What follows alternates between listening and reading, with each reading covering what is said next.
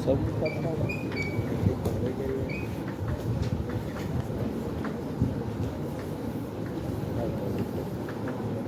ये एक हिस्सा है। अब जो पांचवा बिंदु बनेगा वो बनेगा खास तौर से सूर्यदास का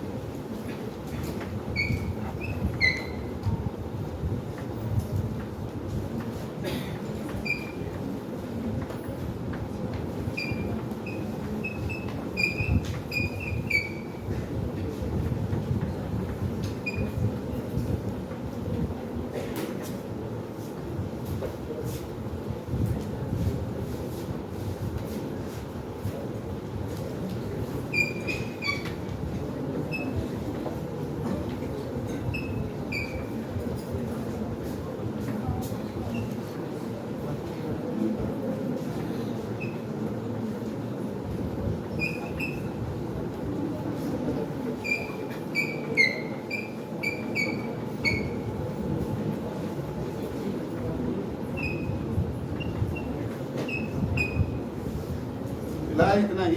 कहने को बहुत कुछ है। मैंने एक सिनॉप्सिस ऐसे ही बनाया हम लोगों ने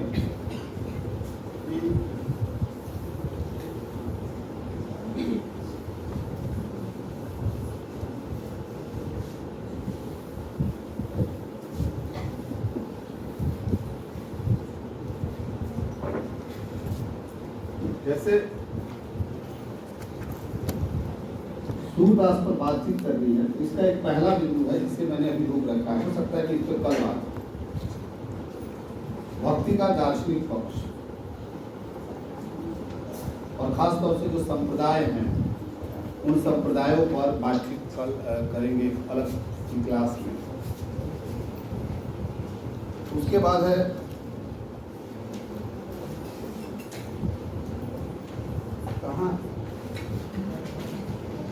कहाँ है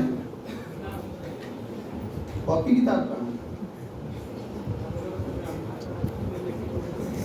गरीब बाहर चौराहे से कॉपी खरीद। चलिए का नहीं पढ़ा रहे, बहुत भी पढ़ा रहे। अरे बाहर दुकान पे मिलेगी ना कॉपी, खरीदिए। ये कौन सा तरीका है पढ़ने का बनता? वो और कोई गलती से घुसा है ऐसा? अभी बीच में जब नीचे घूमेगा तो पता चल जाएगा। चलिए, तो इस पक्ष पर अब क्लास को हम यहां से शुरू कर लेना। हमें सूरदास की कविता पर बातचीत करनी है। हमने भ्रमर गीत सार की जो भूमिका है आचार्य रामचंद्र शुक्ल की, उसे थोड़ा बहुत देखा कि शुक्ल जी, और उसका कुछ हिस्सा है जो हो सकता है कि अभी देखेंगे कि उस भूमिका में क्या कह रहे हैं। सूर की कविता के बारे में, कृष्ण काव्य परंपरा के बारे में, भ्रमर गीत सार के बारे में, उद्धव के ज्ञान के बारे में, और गोपियों के उस वाक विदग्धता या वचन वक्रता के बारे में क्या कहते हैं इसकी। तो अब एक सूर की कविता का या भक्ति काल का जो दार्शनिक पक्ष है वो क्या होगा, तो इस पर बातचीत हम कल करेंगे। ये सिर्फ एक ऐसा बिंदु है जिस पर बातचीत करने के लिए हमें पर्याप्त समय चाहिए, तो ये बातचीत कल होगी। दूसरा है कि सूरदास के बारे में जानना, ये आपका काम है। आपके पास सूरदास के बारे में जानने के लिए कई सारी किताबें हैं। मनोहर पांडे की किताब है, मोनोग्राफ जो साहित्य अकादमी का है वो देखिए, भक्ति आंदोलन और सूरदास का काव्य देखिए, हजारी प्रसाद द्विवेदी की किताब है सूरदास वो देखिए, नंदलाल वाजपेयी की किताब है वो देखिए, धीरेन्द्र वर्मा की किताब है वो देखिए, किशोरी लाल जी की किताब है वो देखिए। मतलब चाहे कोई भी किताब देखिए उसमें एक विवरण मिल ही जाएगा। और ब्रजेश्वर वर्मा की किताब है। तो सूरदास के बारे में जानना, क्या थे, कहाँ जन्मे, कब जन्म हुआ, क्या प्रमाणिक है, नहीं है, कैसे वो वल्लभाचार्य के संपर्क में आए, कैसे दीक्षित हुए, कैसे वो जो है सामान्य पद गाते थे और बाद में उन्होंने जो है भगवत भजन या कृष्ण की लीला के पदों का गायन शुरू किया। इन पदों के गायन में ऐसा क्या था कि क्या ये सिर्फ भजन या कीर्तन के उद्देश्य से गाए गए थे, या सूरदास कुछ और करना चाहते थे?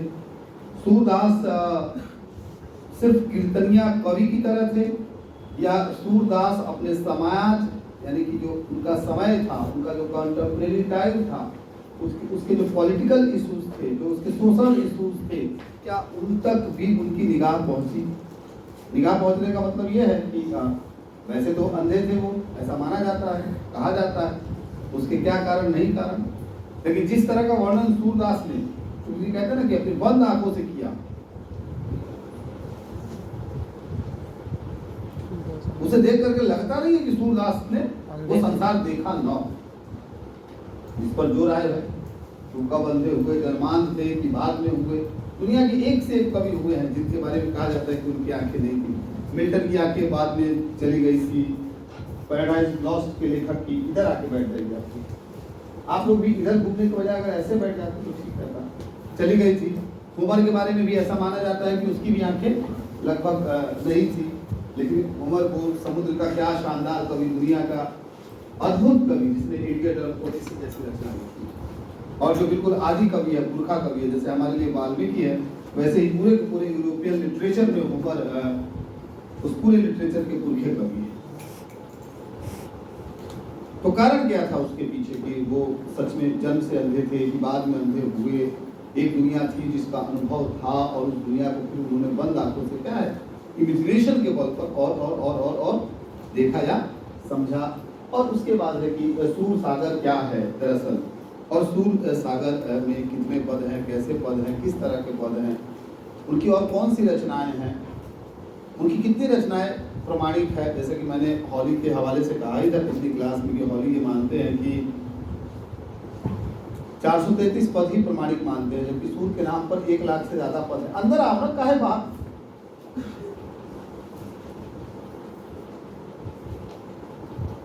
तनाव बढ़ता है जब आप लोग बाहर बैठते हैं।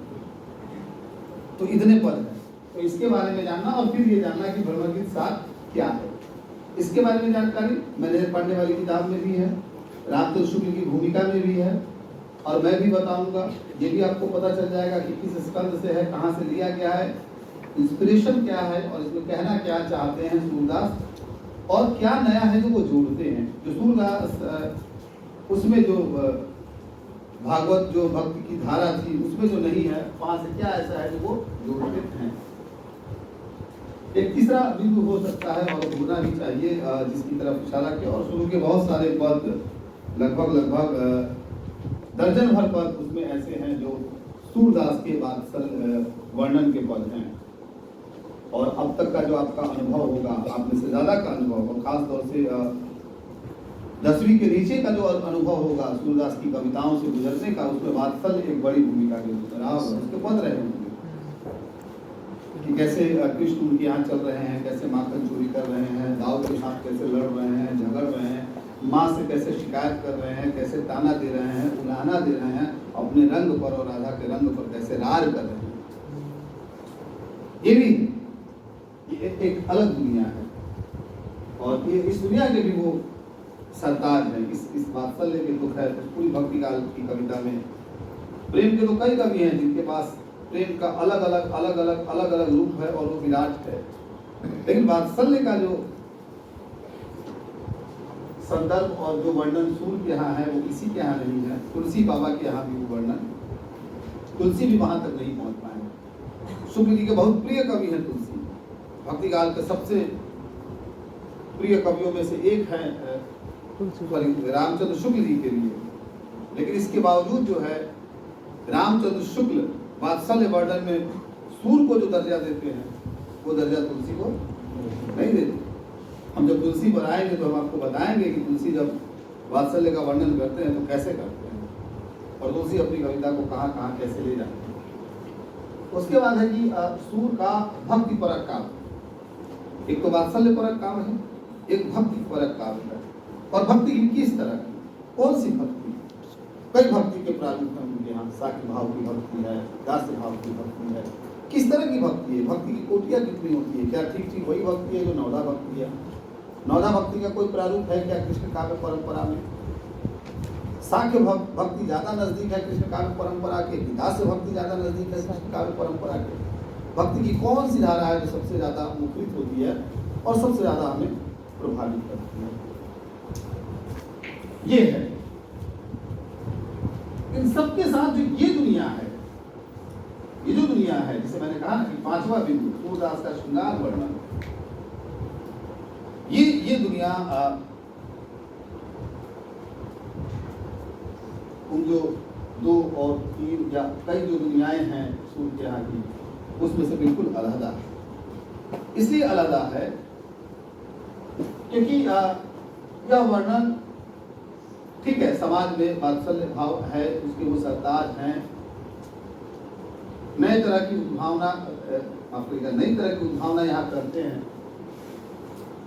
भक्ति का परक काव्य की एक ट्रेंड चल रही है और बहुत सारे भक्त कभी आगे पीछे आते जाते हैं उस काव्य परंपरा में भी। लेकिन मन जो है कहाँ रमता है और कहाँ ऐसा है जहाँ पर जा करके जो वो जिसे कहते हैं कि एक जो जन अभिरुचि है।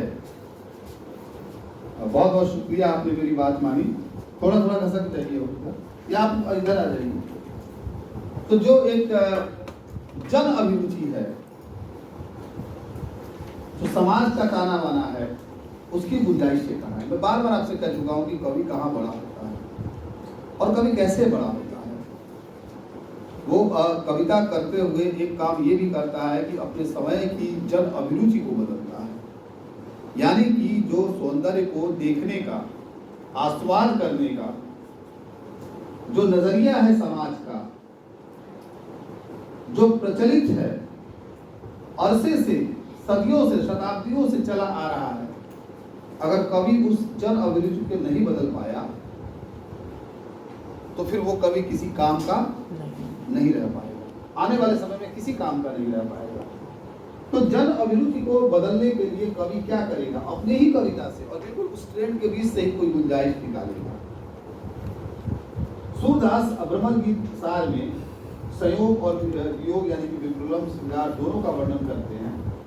और यहाँ पर देखिएगा कि उसी में आपको, उसी कविता के बीच से आपको सामाजिकता निकाल करके देखना पड़ेगा कि क्या करते हैं। जैसे स्त्री,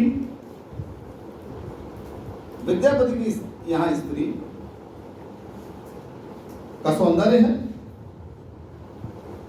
सौंदर्य के आकर्षण में प्रेम है, प्रेम उसे साहसिक बनाता है और वो अपने कुटुंबियों को भी, अपने परिजनों को भी नजरअंदाज करके अपने प्रिय से मिलता है, मिलती है। यानी कि प्रेम का जो व्यक्तिगत रूप है, वह व्यक्तिगत रूप, पहले तो अव्वल तो एक उस समाज में प्रेम की कोई गुंजाइश नहीं है स्त्री की दुनिया में, के लिए स्त्री के लिए कोई गुंजाइश नहीं है। वो गुंजाइश अब भी कितनी बची है मालूम नहीं। आप घर से दूर है तो शायद आप अपने लिए थोड़ा स्पेस क्रिएट कर लें, लेकिन जो 4 दीवारी में कैद है उनके स्पेस की आप कल्पना करें। क्या ये संभव है? नहीं है संभव। तो विद्यापति प्रेम का स्पेस रचते हैं और अपनी स्त्री के अंदर साहस देते हैं। लेकिन सूरदास के यहाँ आकर के, विद्यापति से थोड़ा आगे आकर के, सदी भर बाद आकर के, सूरदास की कविता उस प्रेम के व्यक्तिक साहस का सामाजिक रूपांतरण कर देती है। Social celebration. कैसे सोशल सेलिब्रेशन? क्योंकि गोपियों को किसी को जवाब नहीं देना पड़ रहा है कि वो कृष्ण को चाहती है। उनके चाहने पर कोई प्रतिबंध नहीं है, उनके मिलने पर कोई प्रतिबंध नहीं है, उनके आने जाने पर कोई प्रतिबंध नहीं है, कान्हा के साथ लीला रचने पर कोई प्रतिबंध नहीं है, कंधे से कंधा मिलाकर चलने पर कोई प्रतिबंध नहीं है, एक पलक में बैठकर खाने पर कोई प्रतिबंध नहीं है। तो प्रेम वो जो व्यक्तिक था वो सामूहिक, सार्वजनिक, सोशल सेलिब्रेशन का आधार रच देता है। ये है एक से दूसरे कवि की यात्रा, यह है सदी भर बाद की यात्रा। यह कविता की वो ताकत है या कविता का वो पक्ष है जो कम से कम ऐसा समाज रचता है जो समाज रियलिटी में वास्तव में संभव ही नहीं है। इसलिए कहते हैं भक्ति काल के ज्यादातर कवियों की कविता ये कही जाती है, कम से कम विद्यापति की कविता के बारे में नहीं कहते, लेकिन ये तो कहते ही हैं कि विद्यापति ने जो साहस दिखाया, जो उनके यहाँ स्त्रियों ने प्रेम किया और जो पुरुष और पितृसत्तात्मक व्यवस्था की जिस तरह से पोल खोली, कम से कम हमारे समय में भी वो दुनिया उस तरह से नहीं बन पाई। तो कहते हैं कि तुलसी की कविता क्या है, यूटोपिया है। ठीक उसी तरह से कहते हैं कि सूर्य की कविता भी क्या है, यूटोपिया है। जस्ट लाइक फैंटेसी, उक्तिबोध की फैंटेसी की तरह एक संभाव्य संसार की सर्जना करना, और वो संभाव्य संसार कभी यथार्थ में कोई दिन कभी बदलेगा, युग कभी पलटेगा, हम जो चाहते हैं वो कभी होगा, डोमकच भी कभी सच होगा। और स्वांग रचने वाली पुरुषों का वेश बना करके रात में स्वांग रचने वाली स्त्रियां भी एक दिन पुरुषों का सा जीवन जिएंगी। ये स्वप्न सा लिखा है। इसलिए कहते हैं कि सूरदास की जो कविता है और भ्रमर गीत सार जो है एक स्वप्न लोक है, एक ऐसा स्वप्न लोक जिसके माध्यम से सूर समाज के पूरे ताने बाने को साधने की कोशिश, वो सेलिब्रेशन है, सोशल सेलिब्रेशन है प्रेम का, वो सेलिब्रेशन है जातीय व्यवस्था के लगभग डिक्लास होने का, वो सेलिब्रेशन है, या एक तरह से कह सकते हैं कि वो विरोध है जो धीरे धीरे खत्म होता है, इसके खत्म करने की गुंजाइशों पर कभी जोर देता है। इसलिए जब आप बता चुका हूं, लोक से शास्त्र का, नगर का, ग्राम का, स्त्री का, पुरुष का, इसका उसका ये सारा का सारा एक अधिक स्वच्छंद दुनिया जिसमें गीत है, लय है, ताल है।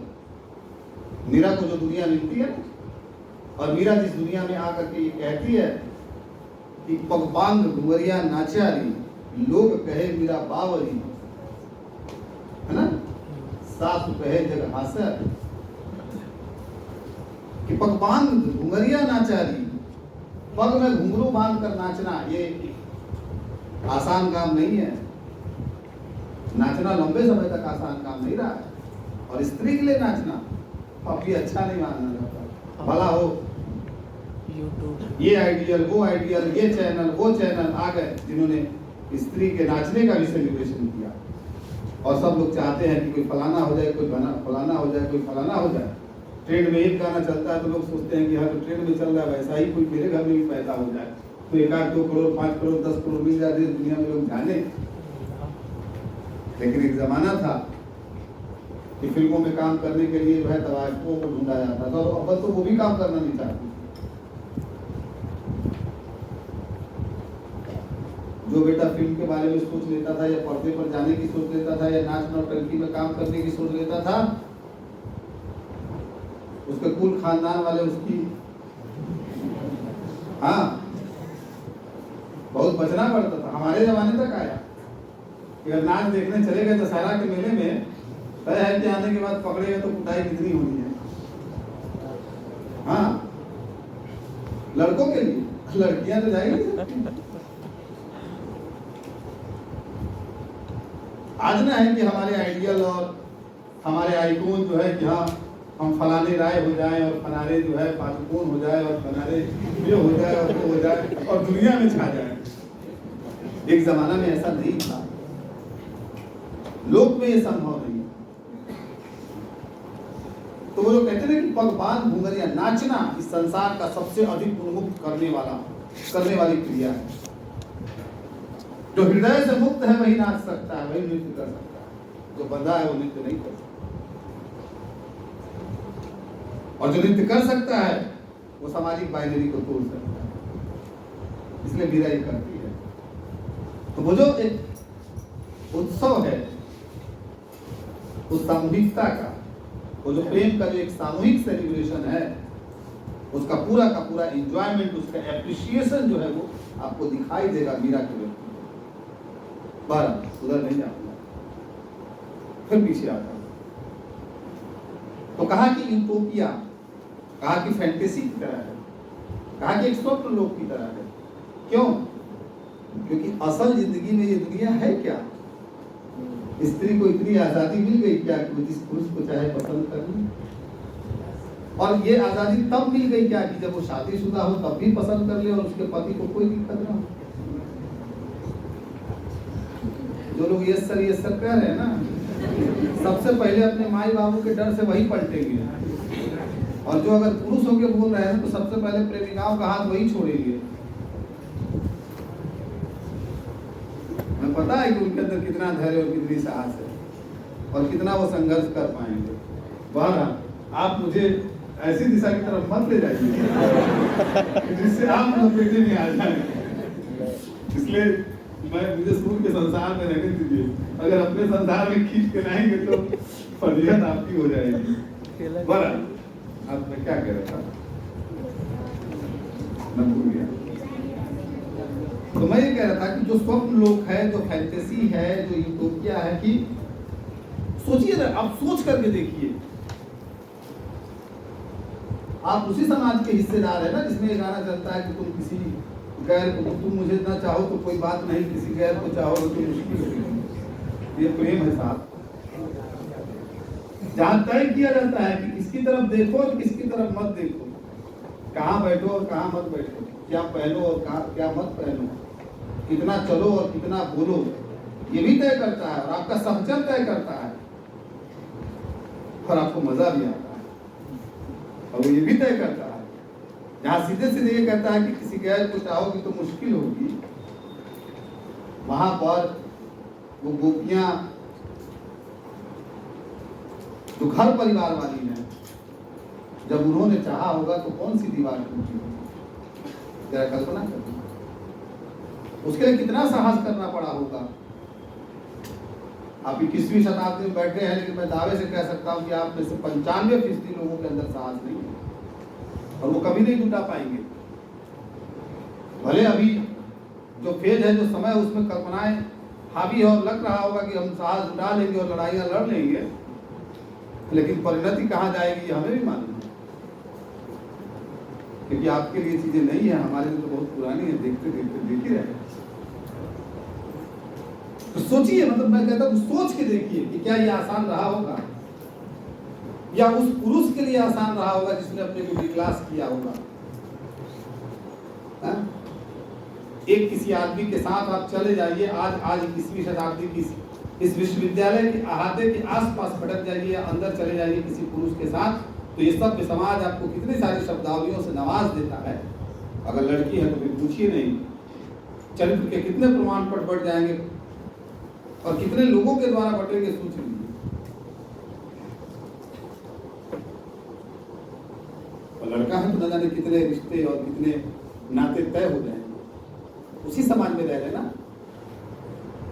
सोचिए, जब एक पुरुष के साथ इतनी सारी स्त्रियों ने अपना तन मन उस पर वारा होगा, तो उस पुरुष ने अपने को कैसे डिक्लास किया होगा और उसकी सामाजिक जो नीति है वो कैसे हुई। तो इतना स्वच्छंद समाज, किसानी सभ्यता का वो समाज जहां गोचारण से लेकर के कृषि परंपरा है, लोक में सब कुछ घटित हो रहा है और इस घटित होने के बीच से जीवन का दर्शन आ रहा है, जीवन की दृष्टि आ रही है, समय आ रहा है, समय के राजनीतिक हालात आ रहे हैं, सब कुछ जाहिर हो रहा है। ये स्तुति कविता है। तो इसलिए मैंने कहा ना कि ये जो और विक्रम की तो पूछिए मत, विक्रम के बारे में तो कहा है कि वियोग यानी कि जो करुणा है वो तो अंतःकरण का विस्तार करती ही है। सारे संसार में तो कह सकते हैं कि आनंद अगर है तो वो इसकी वजह से और किसी की वजह से, क्योंकि करुणा इस संसार के होने का आधार है। जिस दिन वो खत्म हो गई उस दिन ये संसार रहने के लायक नहीं बचेगा, तय जाएंगे। तो ये और इसके बाद जो है उनकी कविता का सामाजिक पक्ष, अगर स्त्री को रचा तो ऐसे क्यों रचा, पुरुष को रचा तो ऐसे क्यों रचा, अपने समय के पॉलिटिकल इश्यूज को कैसे उठाए, क्यों निर्गुण का खंडन किया, सगुण को क्यों स्थापित किया, क्या क्या वजह थी, इसकी तलाश करना और इसके बीच में जाना। जो लीलाएं थी उसमें कितनी फेर बदल थी, या जस का तस उठा करके रख दिया, या कथा को थोड़ा बदलने की कोशिश की, क्योंकि हर कवि, हर रचनाकार अपने समय के हिसाब से कथा को बदलता भी है। जैसे वाल्मीकि के रामायण में शंभू का वध है, राम शंभू का वध कर देते हैं उसकी ज्ञान पिपासा को देख करके, लेकिन मानस में नहीं है, कांपने लगते हैं। ये क्या है? ये किसी कवि का बढ़ा हुआ कदम है उस व्यक्ति के लिए, उस समाज के लिए, जहां पर वो समझता है कि हाँ समाज अब कैसे आगे बढ़ रहा है और शोषण को कैसे पीछे छोड़ देना है। भारत तो ये तो कुछ पदों की तरफ बढ़ते हैं। पहले भूमिका का एक आध वाक्य अगर और पढ़ना होगा तो मैं पढ़ लेता हूँ, फिर पढ़ते हैं कुछ पदों।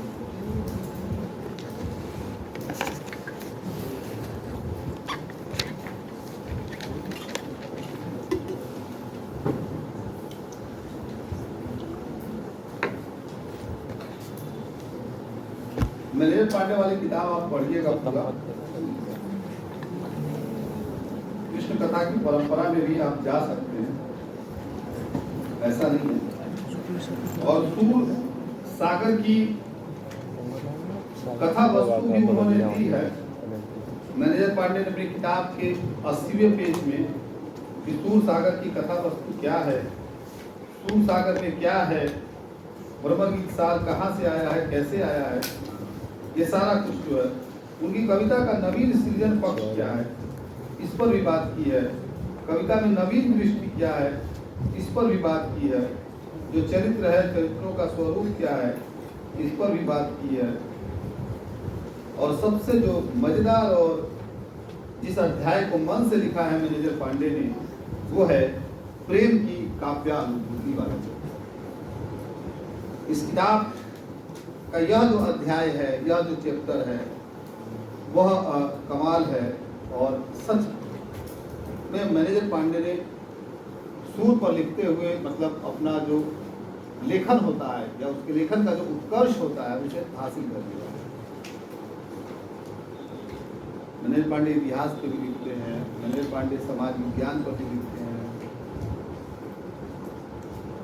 मैनेजर पांडे के लेखन में और भी बहुत कुछ है, लेकिन सूर पर तो जिस मन से लिखा है, और वो तब 80 के आसपास की, 82 की एक किताब है।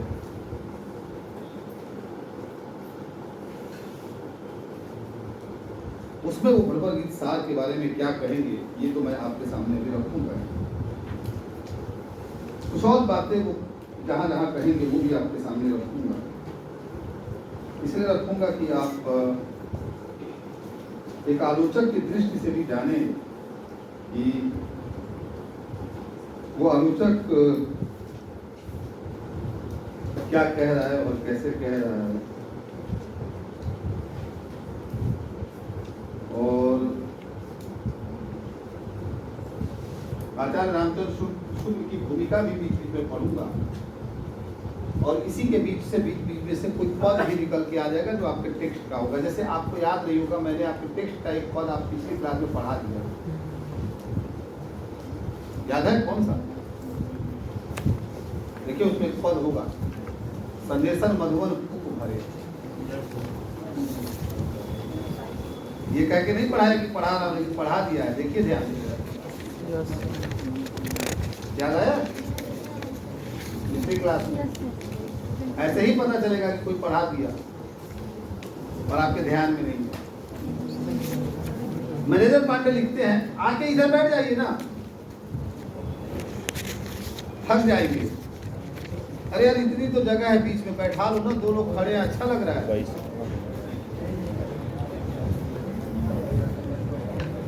ये लाल टी शर्ट वाले उंघार हैं, उनको साइड करिए, बैठिए वहां। सोने आए हैं, जाइए भाई सोइए, उधर दूसरी क्लास में चले जाइए, आराम से पसर के सोइए। तो मैं एक दो उदाहरण पढ़ रहा हूं आपके सामने। मैनेजर पांडे का एक दो उदाहरण पढ़ रहा हूं, आप जरा सुनिए धैर्य के साथ।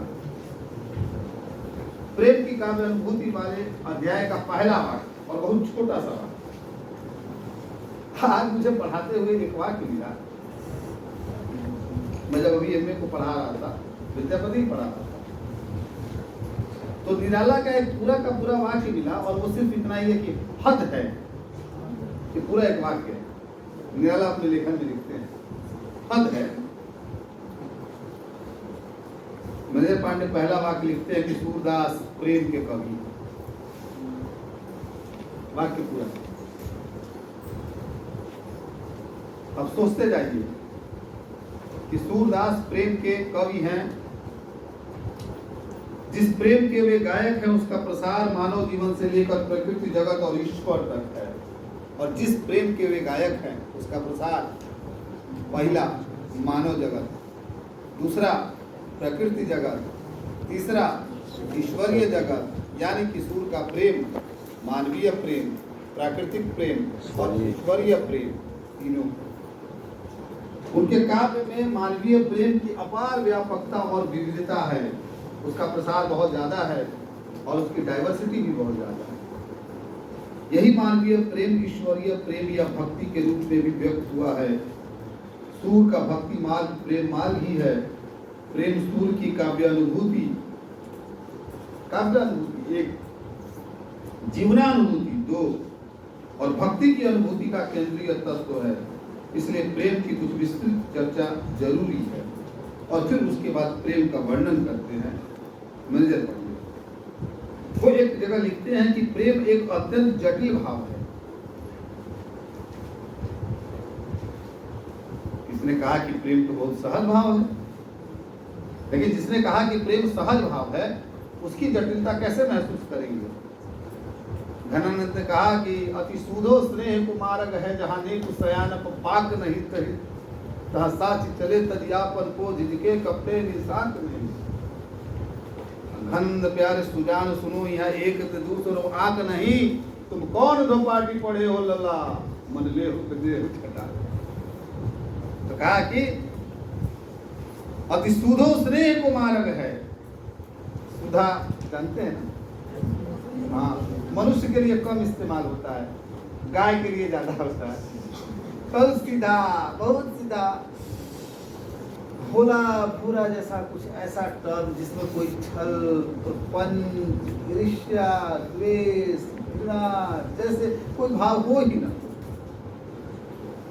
इसलिए सुधा होना आसान नहीं है। गांव में एक कहावत भी चलती है बहुत नकारात्मक, सुना है ना आप लोगों ने? कौन सा? मैं कहना नहीं चाहता। कहते हैं कि जो सुधा होता है उसके बारे में कहा जाता है कि सुधा का मुंह जो है क्या है, स्वान भी चाटता है। आप उसके लिए एक शब्द इस्तेमाल कर लीजिए, तो मैं थोड़ा सभ्य होकर कह रहा हूँ।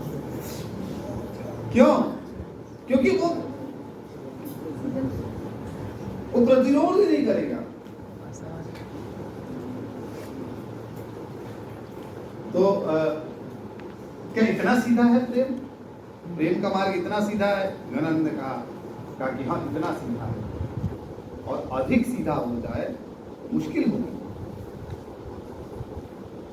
सीधी लकीर खींचिए बिना स्केल की मदद से, खींच लीजिए जरा, एकदम सीधा लिख लीजिए। कुछ लोग एकदम टाइपिस्ट वाले फॉर्म में लिखते हैं, लेकिन ज्यादातर तो हम तो दाएं लिखते हैं, बाएं खसक जाता है। लेकिन वो जो सीधा कहते हैं उस सीधे में फर्क है। वो कहते हैं कि ये इतना सीधा है कि अगर जरा भी छल कपट शंका लेकर के कोई प्रेम के मार्ग पर बढ़ेगा तो वो चल नहीं पाएगा। देखिए क्या कह दिया। और बोधा तो कहते हैं कि प्रेम को पंथ कराल को, क्या प्रेम को पंथ कराल मार तलवार के धार पे धावन है, मतलब तलवार पहला वाला लाइन तो नहीं आगे पीछे हो रहा है, दूसरा की तलवार के धार पे धावन है। हाँ, प्रेम का रास्ता तो बहुत सीधा है, लेकिन प्रेम का मार्ग वो है, आसान नहीं है। तलवार की धार पर दौड़ने के बराबर। दौड़िए, पैर काटिए और दौड़िए। और जैसी ने तो कहा कि प्रेम का पंथ क्या है, आसान नहीं है। वो सूली की तरह है जिसपे या तो चोर चढ़ेगा या मंसूर चढ़ेगा, कोई और नहीं चढ़ेगा। प्रेम का पंथ कठिन है, बार बार समझाया। तो इसलिए कहा मैनेजर पांडे ने कि प्रेम जिसे कहते हैं ना कि वो उसका भाव जटिल होता है, संश्लिष्ट होता है, वो इतना सहज सरल होता नहीं है। वो कहते हैं कि जिसका विकास अनेक तत्वों के योग से होता है। और एक विद्वान को कोट करते हैं हर्बर्ट स्पेंसर को, और कहते हैं कि हर्बर्ट स्पेंसर ने प्रेम के स्वरूप निर्धारण में निम्नांकित तत्वों के योग का उल्लेख किया है कि प्रेम के स्वरूप का जब आप निर्धारण करेंगे तो उसमें कौन कौन से तत्व शामिल होते हैं। पहला तत्व हर्बर्ट स्पेंसर ने कहा कि काम की शारीरिक प्रवृत्ति। यहाँ काम का अर्थ वर्क के नेचर से नहीं है, सेक्स से है। दूसरा कहा सौंदर्य अनुभूति, एस्थेटिक जो सेंस है या उसको फील करने की क्षमता। तीसरा कहा कि अनुराग, अनुरक्ति का भाव। चौथा कहा कि श्लाघा और सम्मान। पांचवा कहा सुहृदयता, सहृदयता। छठा कहा आत्मसम्मान। सातवां कहा स्वतः अनुभूति। आठवां कहा व्यक्तिक बंधनों से उन्मुक्त कार्य, यानी कि स्वतंत्रता की निर्मिति। अगर ये सब तत्व हैं तब तो प्रेम का स्वरूप स्पष्ट होगा, और अगर नहीं है तो फिर प्रेम का स्वरूप स्पष्ट नहीं होगा।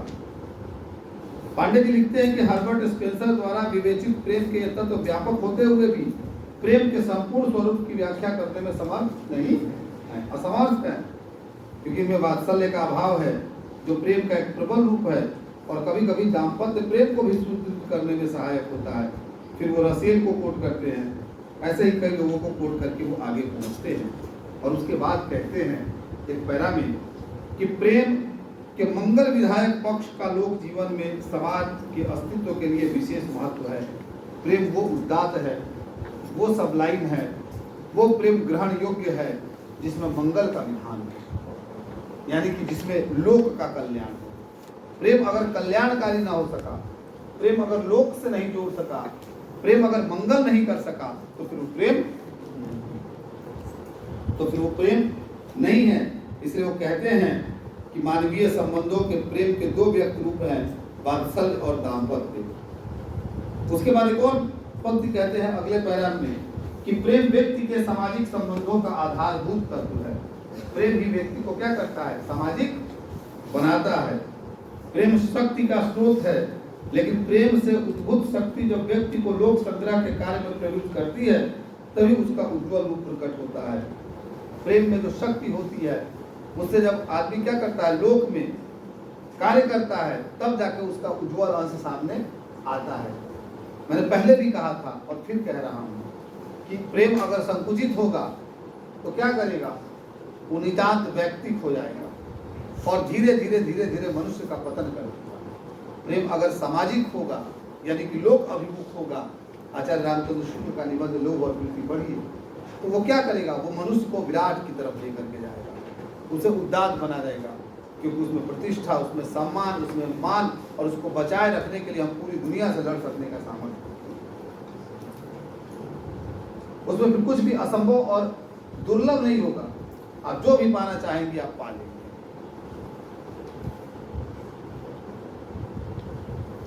तो ये मैनेजर पांडे अपनी किताब में लिखते हैं और उसके फिर विस्तार से उसका और वर्णन भी करते हैं। और इसलिए वो कहते भी है कि भक्ति काव्य में धर्म का जो रूप है उसका आधार भय नहीं है। भक्ति काल में धर्म का जो रूप है उसका आधार प्रेम है। इसलिए भक्ति काल के सारे कवि क्या हैं, प्रेम के कवि हैं। मतलब स्पष्ट है कि सूर्य के काव्य में प्रेम की तीन कोटियां हैं, मानवीय प्रेम की, प्राकृतिक प्रेम की और ईश्वरीय प्रेम की। मानवीय प्रेम में वात्सल्य भाव, सख्य और दाम्पत्य जैसे विविध पक्ष हैं।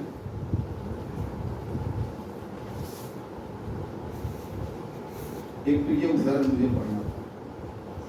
वात्सल्य के बारे में वो क्या लिखते हैं ये तब पढ़ेंगे जब हम वात्सल्य वाले पद पढ़ेंगे। इसलिए अभी हम वात्सल्य वाले पद न पढ़ रहे हैं, हम क्योंकि भ्रमर गीत सार पर सीधे सीधे जा रहे हैं, तो इसलिए वो जो पद है उसकी तरफ इशारा करेंगे। एक वाक्य जो है लिखते हैं मैनेजर पांडे सूरदास के बारे में कि सूरदास लोक संस्कृति के कवि हैं। और याद करिए कि पिछली कक्षा में मैंने आपको बताया कि संस्कृति का अर्थ क्या होता है। यही मैनेजर पांडे जब कहते हैं कि भक्ति आंदोलन सांस्कृतिक आंदोलन है, तो सांस्कृतिक आंदोलन का मतलब है कि हर क्षेत्र में होने वाला आंदोलन, साहित्य के क्षेत्र में होने वाला आंदोलन, दर्शन के क्षेत्र में होने वाला आंदोलन, कला के क्षेत्र में होने वाला आंदोलन, समाज के क्षेत्र में होने वाला आंदोलन, धर्म के क्षेत्र में होने वाला आंदोलन, इसलिए भक्ति आंदोलन सांस्कृतिक आंदोलन। कौन सा? मतलब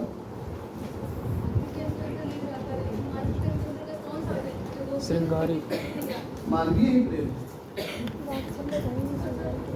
मानवीय प्रेम के अंतर्गत उसने कहा ना कि दाम्पत्य प्रेम हो सकता है, दाम्पत्य तो खान श्रृंगारी था सर। जाहिर सी बात, प्रेम मनुष्य का जो है, मनुष्य से है वो, अब वो है कि उसमें कोई रिश्ता तय करके नहीं किया, और उसका एक आधार खुद लिखते हैं कि वो साहचर्य जनित प्रेम है। जब आचार्य रामचंद्र शुक्ल का लोक लिखेंगे पढ़ेंगे तो लिखते हैं कि जो साहचर्य जनित प्रेम होता है यह भी बहुत उदात्त होता है। इसलिए गोपियां बार बार कहती हैं कि हमारा प्रेम आज का नहीं है, छूट जाएगा। लड़काई को प्रेम है ये, और ये क्या है? साथ साथ रहते हुए बढ़ा है। कई बार प्रेम क्या है? सानिध्य से और साहचर्य से पनपता है। आप किसी को बिल्कुल पसंद न करते हो, कोई बात नहीं, लेकिन हो सकता है कि उसके साथ रहते रहते रहते रहते एक समय आएगा कि जब उसके छूटने की, उसके दूर जाने की कसमसाहट होने लगेगी और आपको अंदाजा होगा कि नहीं ये कुछ और नहीं प्रेम। तो ये जो साहचर्य है, मैं कहा था तो याद दिलाए, सांस्कृतिक। हाँ, मैं एक वाक्य कह रहा था कि महेंद्र पांडे कहते हैं कि सूरदास लोक संस्कृति के कवि हैं। लोक संस्कृति विशेषता लोक संस्कारों में प्रकट होती है, और लोक संस्कारों में लोक जीवन के कला रूप, काव्य, संगीत, नृत्य और चित्र पलते हैं, और इस पर खूब लिखते हैं। ये पेज नंबर 176 में है। इसलिए भी आप नहीं लिखिए कि ये किताब गूगल क्लासरूम में भेजी जा चुकी है। आप घर जाए, अपना स्क्रीन खोले, किताब डाउनलोड करें, डाउनलोड करके सेव कर ले, और जा करके उस पेज नंबर पे पहुंचे, आपको वहां से उदाहरण मिल जाएगा। और अच्छा तो ये है कि किताब खरीदे। पुस्तक मेला आज भी है और कल भी है, हिंदी विभाग में लगा हुआ है, कल तक चलेगा। ये सारी किताबें वहाँ हैं,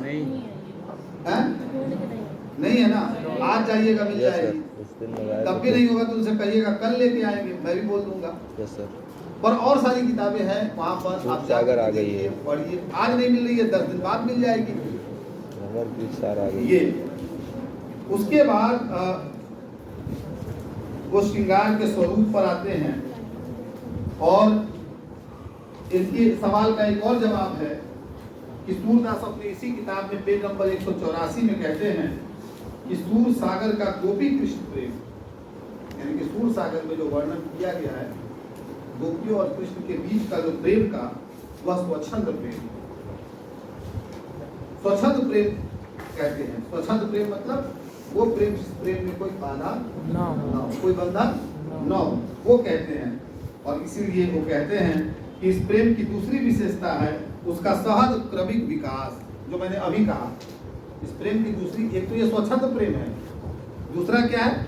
इसका सहज क्रमिक विकास होता है, एक एक क्रम से, यानी कि धीरे धीरे बढ़ते बढ़ते बढ़ते बढ़ते साथ रहते रहते रहते रहते रहते रहते होता है। इसलिए लड़काई को प्रेम अली कहो कैसे। ये बहुत कम ऐसा होता है कि हाँ प्यार बस एक झटके में देखा और हो गया। पता नहीं आज की 21वीं शताब्दी में सुबह जागने से लेकर के रात को सोने तक कितनी दफा होता है, राम जाने। लेकिन प्यार जिसे कहते हैं, प्रेम जिसे कहते हैं, वो इतनी आसानी से नहीं होता। इसलिए एक शायर ने कहा, और बहुत खूब कहा, कि प्यार का पौधा फलते फलते फलता है, जैसे कोई बच्चा चलते चलते चलता है। इसलिए ये क्रमिक विकास है, ये उसका सानिध्य और साहचर्य जनित विकास है जो धीरे धीरे होता है, और यही यहाँ है। इसलिए कहा कि गोपी कृष्ण प्रेम के स्वाभाविक विकास क्रम को सूर ने अत्यंत सतर्कता से चित्रित किया, और ये वाक्य ध्यान देना चाहिए।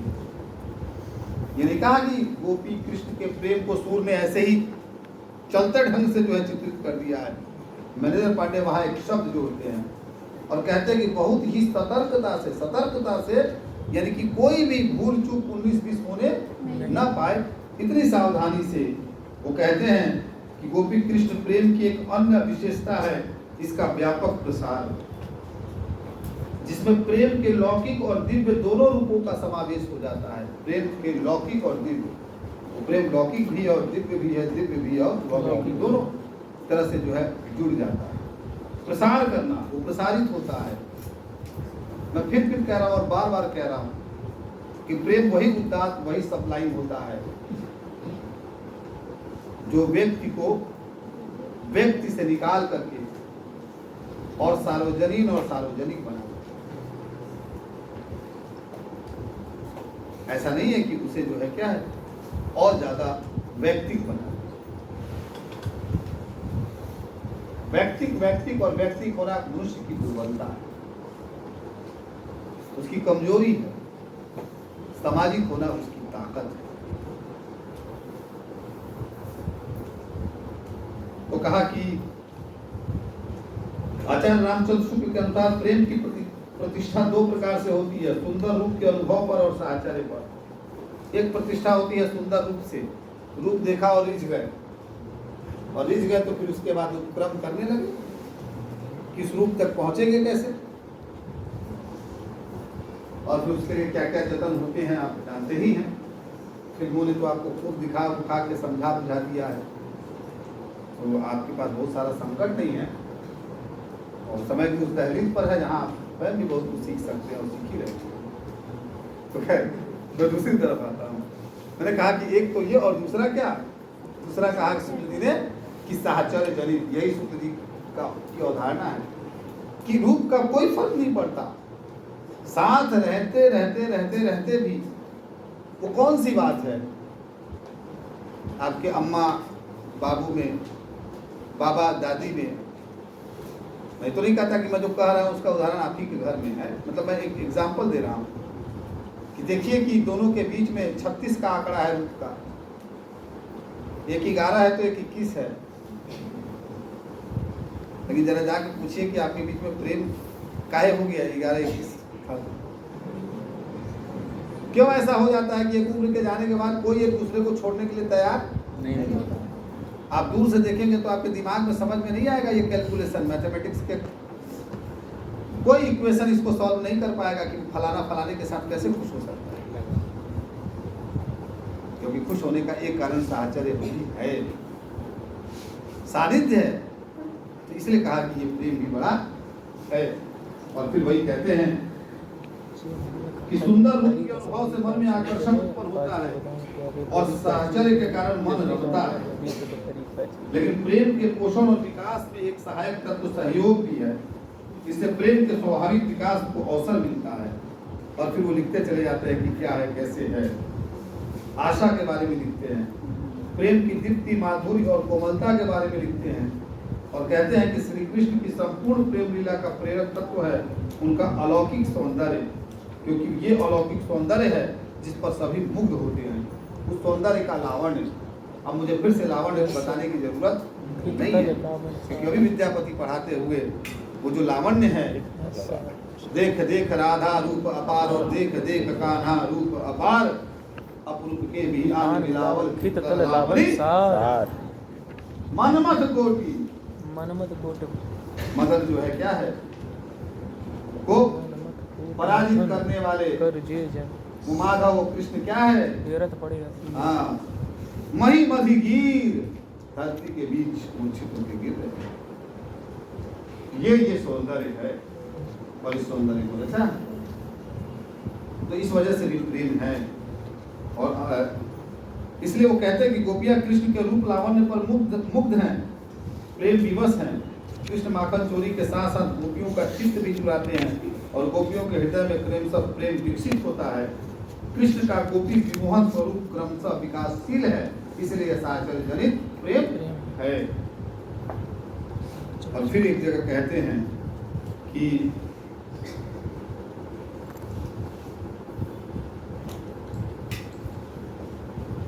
एक पद का उदाहरण देते हैं और कहते हैं कि प्रेम के पथ में बुद्धि बाधक ही है, प्रेम के रास्ते में बुद्धि की जरूरत नहीं पड़ती। अगर बुद्धि का इस्तेमाल करेंगे तो प्रेम का मार्ग क्या होगा, अवरुद्ध होगा।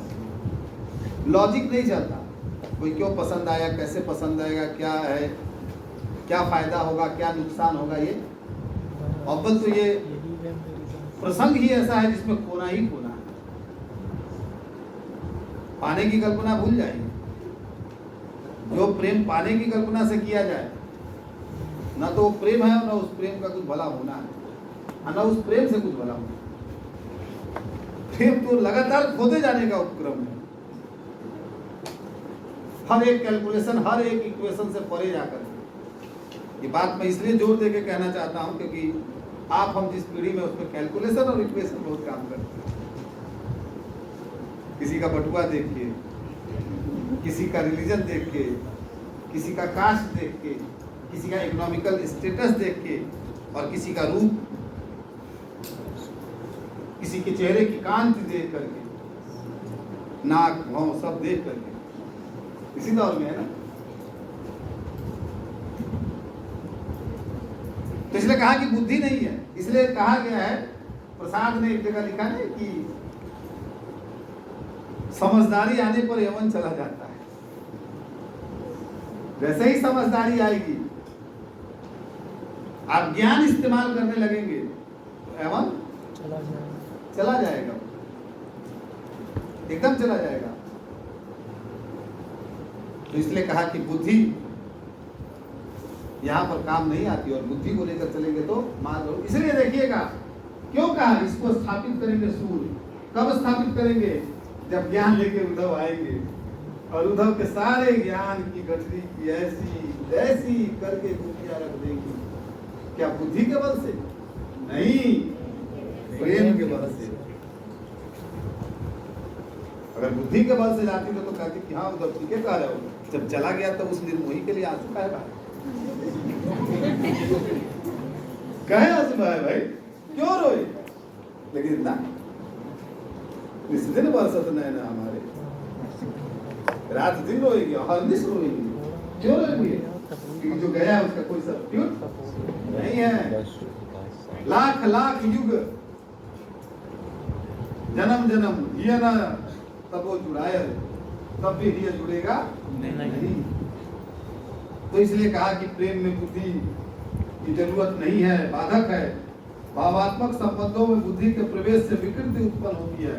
जो भी इमोशनल रिलेशन है उसमें जब ज्ञान और बुद्धि प्रवेश करता है तो जब ज्यादा दिमाग लगाने लगते हैं आप संबंधों के बीच में, तो दिमाग लगाने से संबंध क्या हो जाते हैं? संबंध धीरे धीरे धीरे धीरे दरकते दरकते दरकते दरकते दरकते अलग। वही कहा कि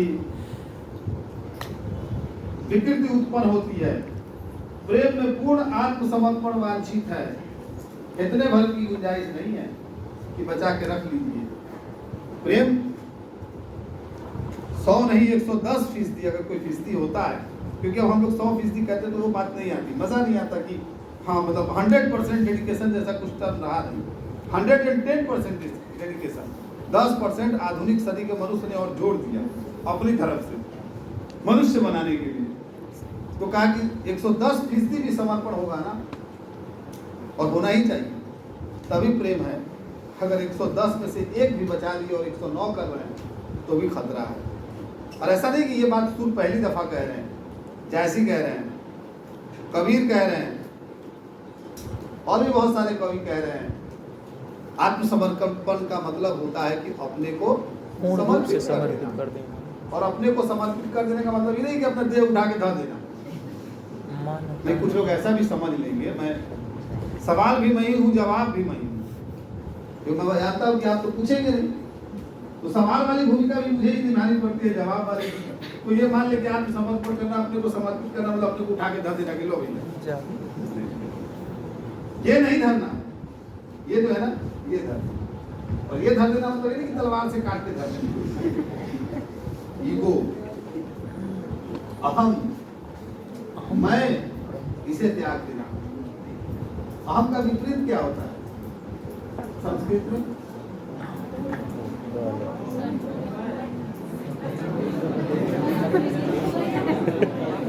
अहम का मतलब क्या है? मैं।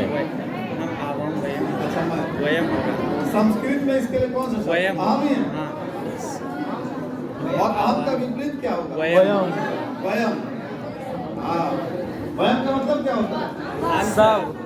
तो वही बात है कि जब मैं अहम से वयम हो गया, न जाने क्या से क्या हो गया, विस्तार हो जाता है।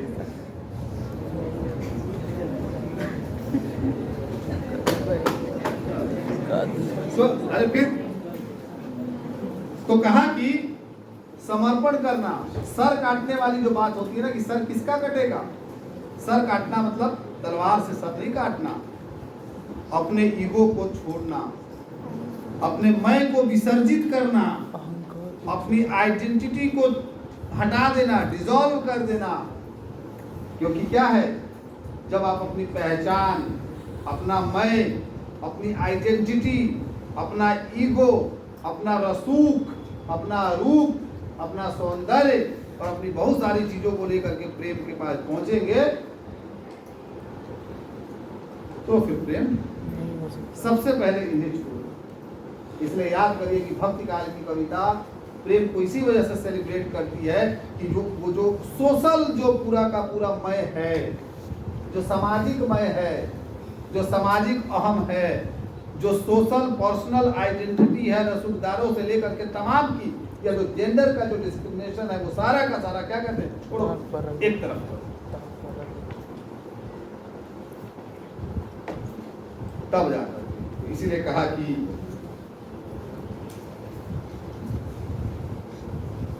आत्मसमर्पण वांछित है, आत्म विभोरा अवस्था काम्य है। राधा कृष्ण रूप राशि है, दोनों अनुरागी है, ये सब लिखते हैं, ये सारा कुछ लिखते हैं।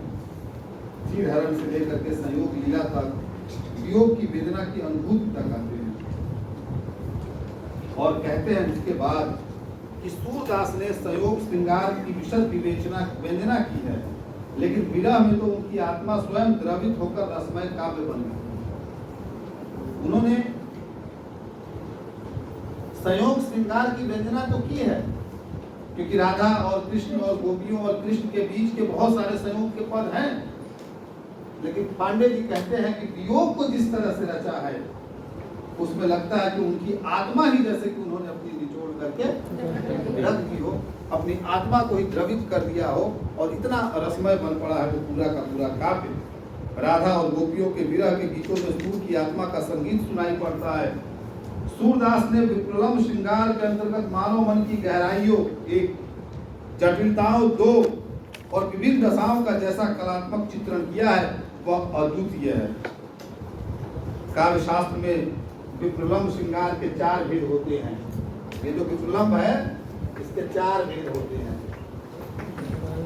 और ये 4 भेद होते हैं। एक होता है पूर्व अनुराग,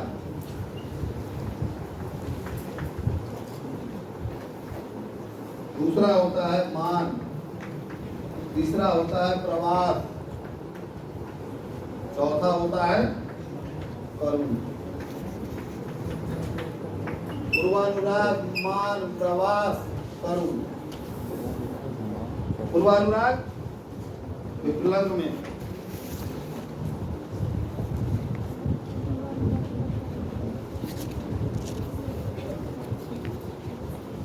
विप्रलम्ब यानी कि वियोग श्रृंगार के 4 भेद हैं। पूर्वानुराग, मान, प्रवास और करुण।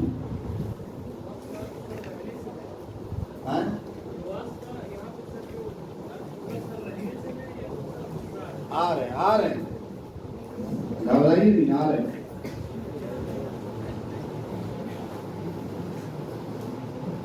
एक वियोग वो होता है जो क्या है, शुरू में ही जन्मता है। एक विरह वो है, एक विरह वो है जिसमें क्या है, मान प्रकट होता है। एक विरह वो है कि प्रवास की वजह से होता है, और एक विरह है करुण। पांडे जी कहते हैं कि इन भेदों में पूर्वानुराग, मान और प्रवास विरह के कारण का संकेत करते हैं, क्योंकि इसमें कारण है कि विरह क्यों है, जबकि करुण विरही या विरहिणी की मानसिक दशा को व्यक्त करता है। क्योंकि जो करुण है उससे उसकी मानसिक दशा का बोध होता है, उससे कारण का बोध नहीं होता। इस तरह से उसके बाद इस किताब का एक एक पन्ना बहुत ठहर करके और आराम से पढ़ना चाहिए आपको। फिर वो भ्रमर गीत पर आते हैं और उसके बाद जो कहते हैं उसके दो उदाहरण और मैं पढ़ के आपको सुना देता हूँ। मैं पढ़ इसीलिए रहा हूँ कि आपके अंदर लालच पैदा हो और आप जाएं, न केवल भ्रमर गीत सार पढ़े बल्कि इस किताब का सफा दर सफा पढ़ जाए, एक एक पेज पढ़ जाए और देखें कि हाँ कविता की कौन सी दुनिया है। पांडे जी लिखते हैं कि भ्रमर गीत नारी की आकुल अंतरात्मा और तीव्र संवेदनशीलता की शाश्वत कहानी है। मान लीजिए कि मुझे प्रश्न बनाना, एक थोड़ा सा उदाहरण देता हूँ।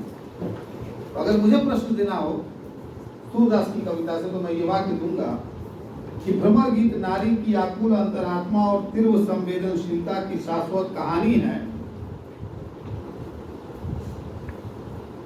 इसे संगत ढंग से उदाहरण स्पष्ट कर ऐसा या इसका विश्लेषण करें। अब पढ़िए आप अपना साक्ष्यवाद सन पढ़िए डी कुमार और उसके बाद एग्जामिनेशन हॉल में कहिएगा किल्ला। और ये जरूर है कि ये आप वहीं से मुझे याद भी करिएगा, ये भी मैं पक्का जानता हूँ, ये किसी और की करतूत नहीं होगी।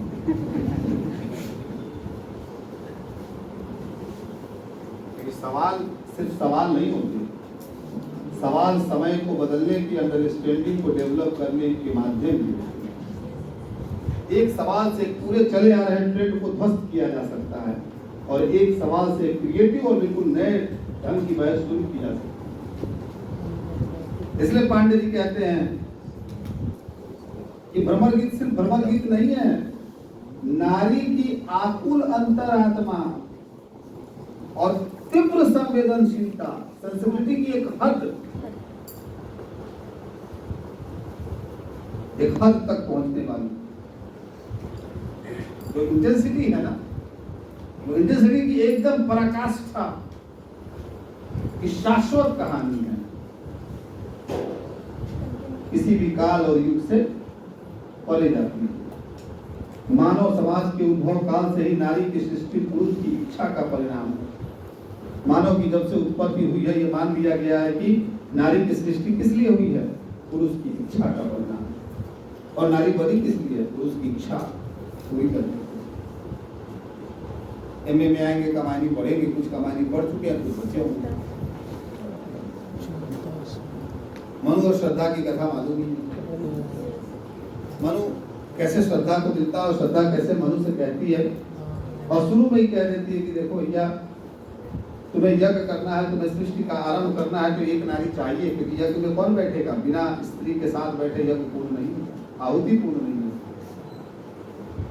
तो कहती है कि चलो मैं तुम्हारी संगरी बनने के लिए तैयार हूँ, दया लो, ममता लो, त्याग लो, सब लो मुझसे तुम और इस सृष्टि के विकास में जुड़ो। और कहते हैं कि मनुष्य ने जब आखेट शुरू किया होगा, मनुष्य का मतलब पुरुष ने, तो उस स्त्री को उसे एक बाइनरी में रखा होगा। स्त्री को इसलिए भी एक बाइनरी में रखा होगा कि उसके कुछ फिजिकल बायोलॉजिकल कारण भी है कि वो आखिर में उस तरह से जा नहीं सकती लंबे समय तक, या घर से बाहर वो महीनों रह नहीं सकती, या एक खास अवस्था जिससे उसे कहते हैं कि प्रेगनेंसी का जो पूरा टाइम है उसके लिए जो है, हालांकि ट्राइबल्स जो है और आदिवासी के जो लोग हैं, जो महिलाएं हैं, वो हमारे इस बात को भी खंडित करती हैं, क्योंकि हर परिस्थिति में वो तो बच्चे को जन्म देने के ठीक पहले तक काम करती हैं और जन्म देने के ठीक कुछ घंटों के बाद काम करना शुरू कर देती हैं। उनके जीवन में तो कोई चाइल्ड केयर अवधि नहीं है, कोई ऐसी अवधि नहीं है जिसमें बिल्कुल कंप्लीट बेड रेस्ट जैसी कोई चीज हो या बनती हो। तो हमारी वो बात खंडित होती है, लेकिन फिर भी उसे माना गया। कहते कि जैसे जैसे कृषि का विकास हुआ, स्त्री की चौहद्दी और सिमटती चली गई और पुरुष की चौहद्दी बढ़ती चली गई। और ये पुरुष की चौहद्दी इतनी बड़ी, इसकी इच्छा इतनी बड़ी, आकांक्षा इतनी बड़ी कि पूछिए मत कि स्त्री केवल उसकी पूर्ति भर रहे। उसे बस इसी तरह बताया गया कि वृक्ष के बीज को किसी लता के समान है, और लता जिसको कोई ना कोई आधार चाहिए, बगैर आधार के उसका कोई अस्तित्व ही नहीं है, क्योंकि उसे ऊपर पसरने के लिए कोई एक बेस चाहिए। तो बताया गया कि स्त्री उस लता के समान है। पढ़िए अर्धनारीश्वर रामधारी सिंह दिनकर का निबंध।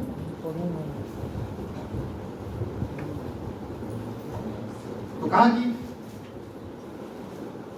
लता की तरह है वो जीवन में, उसे कोई ना कोई आधार चाहिए। इसलिए समाज ने ये माना कि बगैर पुरुष के स्त्री का जीवन नहीं संचालित हो सकता। जन्म ले रही है तो पिता होना चाहिए, पिता नहीं है तो घर में कोई पुरुष होना चाहिए, भाई ही सही। वो कहीं जा रही है तो कोई भाई एक होना चाहिए साथ में जाने के लिए। समाज में ऐसी थोड़ी कहा जाता है कि हाँ दीदी जा रही है जाओ। इस जाने में क्या होता है कि दीदी को डर लग रहा है, हो सकता है कि ये भाव हो, और दूसरा भाव भी हो कि लड़की है उसे अकेला नहीं ले जाया। इसका अनुभव तो आपको होगा इसी संसार। और फिर जब वो युवा होती है तो उसे पता चलता है कि उसे एक सो पुरुष पति का आधार चाहिए। पति नहीं है तो उसका जीवन कैसा है आप जानते ही होंगे। पढ़िए इतिहास को ठीक से उठा करके और पुनर्विवाह की उस पूरी संघर्ष की कहानी को याद करिए, जो कि नवजागरण के दौर से चली थी और लगातार चली थी। और पुरुष के न होने पर उस स्त्री का क्या किया जाता है भक्ति काल के उसी दौर से समझिए। जो कविताएं बताएंगे और नवजागरण में जिसके लिए लड़ाइयां लड़ी जाती थी कि पुरुष अगर नहीं है तो उसे चिता पर जला दिया जाएगा, बैठा दिया जाएगा। यही समाज पुरुष के होने से ही होना है और पुरुष के ना होने से उसका ना होना है। उसकी सारी जिंदगी पुरुष के आस पास उसकी इच्छाओं आकांक्षाओं की पूर्ति होता है। कभी उससे शायद ही उसकी इच्छाएं और उसकी आकांक्षाएं पूछी, या तो फिर वो अपनी इच्छाओं और आकांक्षाओं को तिलांजलि दे देती है। और अगर वो पूछती भी है तो पूछने के पीछे कब पूछती है, जब उसकी अपनी कोई सोशल आइडेंटिटी, जब वो किसी पद पर है, उसकी कोई इकोनॉमिकल आइडेंटिटी है। 21वीं सदी की महिला की तो है, एक स्त्री की अगर उसकी कोई अपनी इकोनॉमिकल आइडेंटिटी है, उसकी कोई सोशल आइडेंटिटी है, तो वो पुरुष से पूछ सकती है, सवाल कर सकती है, उसकी इच्छाओं पर प्रश्न खड़ा कर सकती है, और मौका मिले तो क्या है उसे ठुकरा सकती है, लात मार करके अपना निर्वहन अकेले कर सकती है। लेकिन परंपरा ऐसी नहीं। माफ करिएगा, परंपरा तो बहुत अच्छा शब्द है, सदियां बीती हुई ऐसी नहीं थी। समाज ऐसा नहीं था। स्त्री के बारे में कहा ही जाता था कि वो खूंटे पे बंधी गाय की तरह, और जिसकी रस्सी खोल भी दो तो भी वो भागेगी नहीं, क्योंकि जाएगी कहां? पिता के यहां लौट के जा नहीं सकती, अकेले वो रह नहीं सकती है, समाज उसे रहने नहीं देगा, तो करेगी क्या? तो जरा इसे समझिए, पूरी सामाजिक व्यवस्था और उसके ताने बाने को समझिए।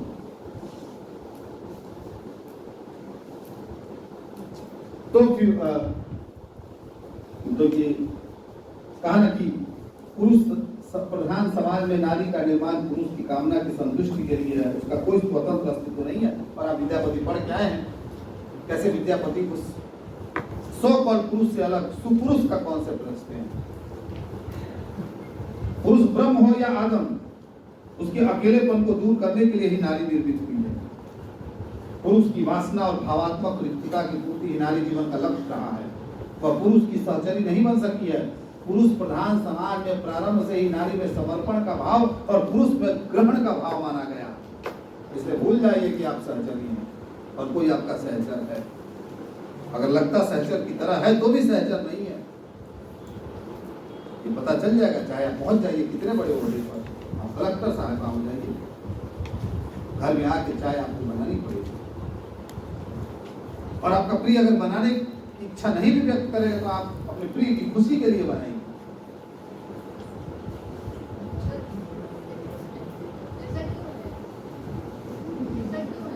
ये 1000 सालों से जो माइंडसेट तैयार किया गया है ना, सामाजिक उससे बाहर निकलने की कोई गुंजाइश नहीं है।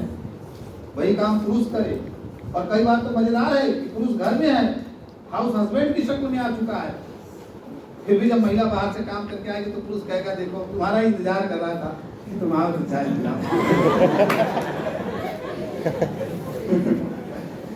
ऐसे ऐसे महात्मा है, और इन महात्माओं को पता नहीं है कि आने वाले 10, 15, 20, 30 साल के बाद हाउस वाइफ का नहीं हाउस हस्बैंड का चलन होने वाला है।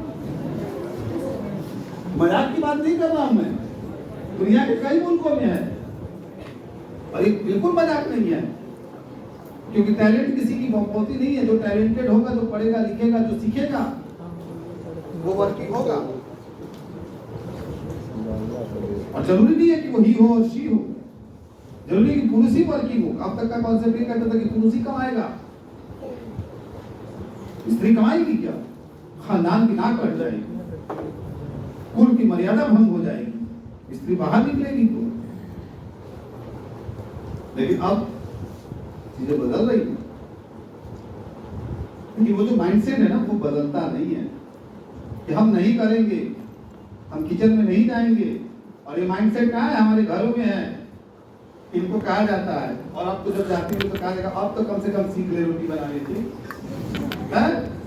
4 साल के बाद ब्याह हो जाए तब काम हो जाता है। आप यहाँ बेटी की हमारा खाना बनावे ना, लेकिन ठीक यही स्टेटमेंट इनसे कहा गया। इक्का दुक्का जिनके घर में दीदी नहीं होंगी, बहनें बराबर की नहीं होंगी, माएँ नहीं होंगी, भले उनको बनाना आता होगा, लेकिन जिनके घर में इनसे 4 वर्ष छोटी बहन भी होगी, तो भी बहन से कहा जाता होगा कि रोटी बना दे भाई आए। लेकिन भाइयों को नहीं कहा जाता होगा कि अपन रोटी अपने पास के खा लो। अरे तो भाई क्या कहते तो आप समझिए कि आपका ये सौभाग्य है आपका, लेकिन आपके घर में धारा नहीं मानेगा।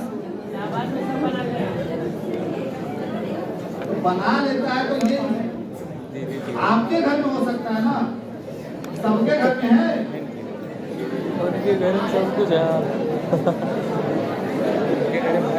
पहले फल क्या रोक संशय याद रखिए, अगर वो आपके चुनाव का नहीं होगा और उस पर आपकी कोई जबरदस्ती नहीं होगी, तो केवल अपने घर में नहीं टकराना है, अपने घर से बाहर भी टकराना है। जब वो समाज के बाहर का नहीं होगा, इसी समाज का होगा। तो जो सच है ना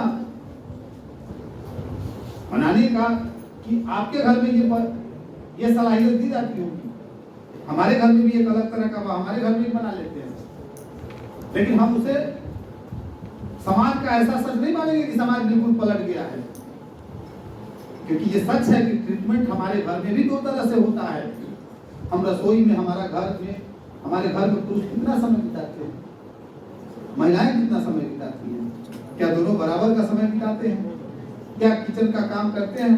अगर बना लेता है तो बर्तन भी मांज लेते हैं क्या? और बर्तन मांज लेते हैं तो झाड़ू पोछा भी लगा लेते हैं क्या? कि उसके लिए किसी स्त्री का मुंह देखना पड़ता है? इसका मतलब है कि अभी वो चीजें हुई नहीं। तो वो जो आपने कहा कि कहां से आता है, ये यही से आता है कि आप एक ही घर में दोनों के बीच में कैसे अंतर किया जाता है। इसलिए खराब वाक्य नहीं कहती सिमोन द बुआ, और ठीक उसका जो पॉजिटिव जो काउंटर सेंटेंस है वो भी खराब नहीं है। सिमोन द बुआ कहती है ना कि जो स्त्री है वो पैदा नहीं होती, बनाई जाती है। और ठीक है, जो पुरुष है वह भी पैदा नहीं होता, बनाया जाता है। शुक्ल जी ने लिखा ना भाव या मनोविकार वाले निबंध में कि मनुष्य इस संसार पर एक जोड़ी संवेदना लेकर के आता है। एक ही जोड़ी ना, हंसना और रोना। अल्लाह करोगे तो खिलखिला के हंसेगा, एकदम खिलखिला के हंसेगा। प्यार से थपथपाओगे उसे, जो है उसका पैर सहलाओगे, तलवा सहलाओगे तो, जरा सा चिकुटी काटोगे तो बस गनगना के रोएगा, धरती आकाश एक कर देगा। उसके अलावा उसको पता है कि वो ही है कि शी है। उसने कहा है कि उसे फ्रॉक पहनाना है कि शर्ट पहनानी है। उसे पता है कि वो किस कास्ट से बिलोंग करता है। उसे पता है कि पड़ोसी में नहीं जाना है, पड़ोस उसका दुश्मन है। उसे पता है कि फलाने के साथ नहीं खाना है क्योंकि फलाना जो है क्या है, सभ्य नहीं है। उसे पता है कि हाँ किससे बतियाना है, किससे नहीं बतियाना है। उसे पता है कि हाँ सड़क पर चलते हुए जो है सर नीचे करके जाना है। उसे पता है कि हर 1 सेकंड 1 मिनट के बाद अपना दुपट्टा ठीक करना है। उसे पता है कि कौन सी निगाह कैसे देख रही है, इससे बच बचा के चलना है। और उसे पता है कि क्या हाँ कि कोई लड़की अगर जा रही है तो वो लड़की नहीं, वो हमारे घर की या इस संसार की मन ही नहीं है, बल्कि वो एक वस्तु है। और जब माहे जैसी माहे चाहे फब्तियां कसते जाओ, कमेंट करते जाओ। तो जन्म से पैदा लेके आता है ना। कहाँ सीखता है? हमारे घरों में सीखता है, हमारे आसपास सीखता है। ये कमेंट करने वाले लोग कहाँ से आते हैं? आकाश से नहीं टपकते, ये भी किसी घर की उपज है, वहीं से उठ करके आते हैं। फप्तियां कसने वाले वहीं से आते हैं, और सब नीचे करके चलने वाले, उसको चुपचाप सहने वाले भी वहीं से आते हैं। तो बेटे भी बनाए जाते हैं। हम बेटियों को बताते हैं कि ऐसे दौड़ के मत चलो, ठहाके मार के मत फंसो, कपड़ा से पूरा शरीर ढको, समय से घर आ जाओ, किसी पर विश्वास मत करो, अपनी प्रतिष्ठा बनाओ। पूरे घर की प्रतिष्ठा लाद देते हैं कि देखो हमारे पूरे परिवार की, खानदान की प्रतिष्ठा तुम्हारे पर है, अपनी प्रतिष्ठा दांव पर लगा करके तुम्हें इलाहाबाद भेज रहे हैं। बेटों को नहीं कहा कि तुम्हें इलाहाबाद भेज रहे हैं प्रतिष्ठा लेकर के, कि तुम किसी भी प्रतिष्ठा के साथ, किसी की प्रतिष्ठा के साथ खिलवाड़ नहीं करोगे। बताइए, कभी ये संदेश देके भेजा, कभी ये संकल्प लेके भेजा कि हाँ तुम अच्छे आदमी बन जाओगे, कलेक्टर मत बनो, मत बनो, नौकरी मत करो, लेकिन तुम शहर जा रहे हो तो एक अच्छा आदमी बन के आना। ऐसा आदमी बनना कि किसी के सामने तुम्हें अपनी निगाहें नीची न करनी पड़े। जब तुम सड़क से गुजरो तो कोई तुम्हारे आसपास सहमे नहीं, अधिक मानवीय और अधिक उदात्त होकर के लौटना। बताइए कितने माता पिता ने या माओ ने अपने बेटों को यह शिक्षा दी होगी, जबकि वो माएं भली भांति जानती है कि आने वाला भविष्य क्या होना है। बेसिक चीज ये है कि हमने मनुष्य बनाना ही छोड़।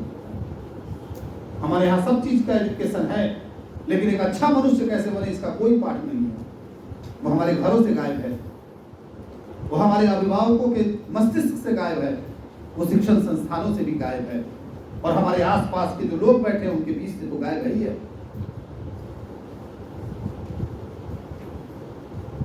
सोचिए कि हमारी अपेक्षाएं क्या होती हैं कि हम यूपीएससी कर ले, हम अधिकारी बन जाए, ये बन जाए, वो बन जाए।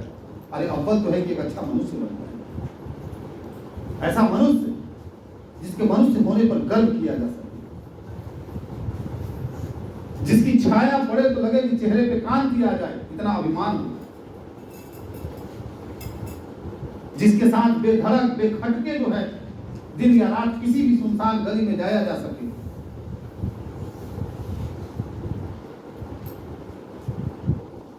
और एक लड़की को कभी भी ये कम से कम गम और ये बोझ ना हो कि वो एक लड़की है, और बार बार सड़क पर चलते हुए उसे हर सेकंड और हर मिनट ये एहसास ना हो कि वो लड़की है, वो दुर्बल है, कमजोर है, और केवल एक वस्तु, एक ऑब्जेक्ट की तरह इस सोसाइटी के लिए बनाई है दुनिया। नहीं बनाई है तो सोचना पड़ेगा कि ये चीजें आती कहां से। ह्यूमैनिटीज की पढ़ाई जिस ढंग से होनी चाहिए थी, मानविकी की, ईमानदारी से कहूं तो हमारे देश में उस ढंग से ह्यूमैनिटीज की पढ़ाई कभी नहीं हुई, क्योंकि ह्यूमैनिटीज को पढ़ने वाले को कभी समाज ने तवज्जो दी ही नहीं। आपके घरों में, आपके पड़ोस में, आपके खानदान में, आपके रिश्तेदार में अगर आप कहिए कि बीए कर रहे हैं तो समझते हैं कि सबसे हे हैं आप। लेकिन अफसोस की बात नहीं है कि वो जिसको बीटेक करा रहे हैं ना, और जिसको बड़ा बनाने के लिए लगे हैं, जो करोड़ों डॉलर कमाएगा ना, जब उनको जरूरत होगी तो वो नहीं आएगा, क्योंकि उसे ह्यूमैनिटीज पढ़ाया ही नहीं। समाज बचेगा और बचाया जाएगा सिर्फ और सिर्फ ह्यूमैनिटीज के बूते, क्योंकि जो मनुष्य को समझेगा वही बचेगा। जो मनुष्य को समझेगा वो करोड़ों डॉलर की नौकरी लात मार के आ जाएगा, क्योंकि उसे मालूम है कि माँ को मेरी जरूरत है, पिता को मेरी जरूरत है। पैसे की जरूरत नहीं है, मनुष्य होने की जरूरत है। तो समाज का ढांचा वाचा ही बदल गया। कोई बीए करता है तो कितना उपहास उड़ाते हैं, कहते कि अरे यार ये बहुत पढ़ने में फिसड्डी होगा, बहुत ये होगा। बीए कर रहे हैं इलाहाबाद जाके सेंट्रल यूनिवर्सिटी में, अरे यार तो कुछ और कर लिए होते, क्या बीए कर रहे हो? बताइए पांडे जी, आपका बच्चा जो है बीए कर रहा है, पढ़ने में कमजोर था का ही। कभी लाइए यहाँ बैठा दीजिए, उसके बाद जाएंगे तो किसी दिन चैन से सो नहीं पाएंगे। बहरहाल हम यहाँ आ जाए, ये बातें भी टेक्स्ट का ही हिस्सा है कि मनुष्य को समझना और मनुष्य को रचा जाना बहुत जरूरी था, जो कि हमने नहीं रचा।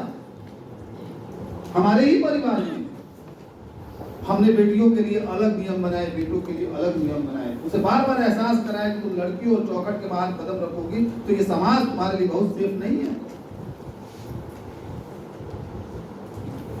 लेकिन बेटों को भी इसके साथ बताया होता कि देखो बेटे, तुम्हारे कदम रखते ही कोई लड़की सहम जाती है, तुम्हारा व्यवहार इतना उदास होना चाहिए कि किसी को सहमने की जरूरत ना हो।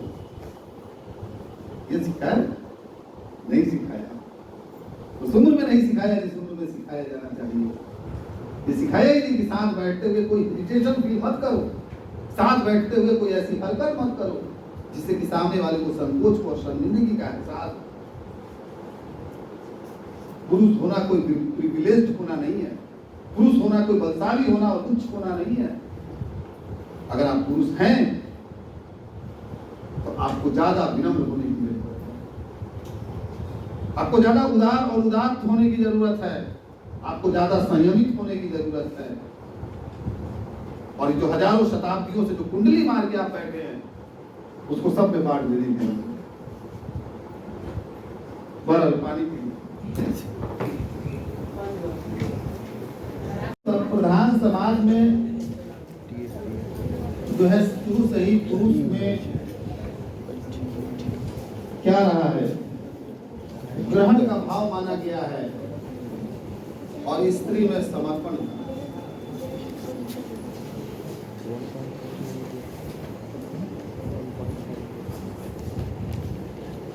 ऐसा माना गया कि सृष्टि में पुरुष पहला है और नारी दूसरी है।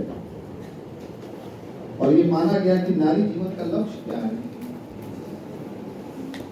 अगर स्त्री जन्म ली है तो पूछा जाएगा ना कि स्त्री का लक्ष्य क्या है, तो ये मान लिया गया कि उसका लक्ष्य, उसका यथार्थ और उसका स्वप्न केवल पुरुष है। ये पढ़ना लिखना क्यों, ये चूल्हा चौकी क्यों, ये काम काज क्यों, ये कला क्यों, ये हुनर क्यों, ये सब इसीलिए कि एक राजकुमार को पाना है। समाज ने तो यही माना ना, ये सब इसलिए, ये प्रवृत्ति इसलिए कि एक राजकुमार को पुरुष द्वारा निर्मित ईश्वर भी पुरुष है, क्योंकि उस ईश्वर की निर्मित किसने की है, इसलिए ईश्वर को क्या बनाया, पुरुष बनाया, श्रेष्ठ अपनी तरह रचा। और नारी माया बंधन अंधकार आदि, नारी को बताया कि माया हो तुम, नारी को बताया कि बंधन हो तुम, नारी को ऐसे ऐसी बातों से जोड़ दिया। कभी ने कहा ना कि माया, जैसे कि यहाँ आया तो कहा नागवती या दुनिया धंधा, गोरख धंधा, माया। पुरुष ने हमेशा स्त्री को अपने बंधने का एक माध्यम पाया, उसे लगा कि बांध दिया। पिताजी गुस्साते होंगे तो कहते होंगे कि फंस गए हैं मेहरी और बाल बच्चा के चक्कर में, नहीं तो निकल गए होते। हाँ, हालांकि अब तो पलट करके स्त्रियां भी कहने लगी।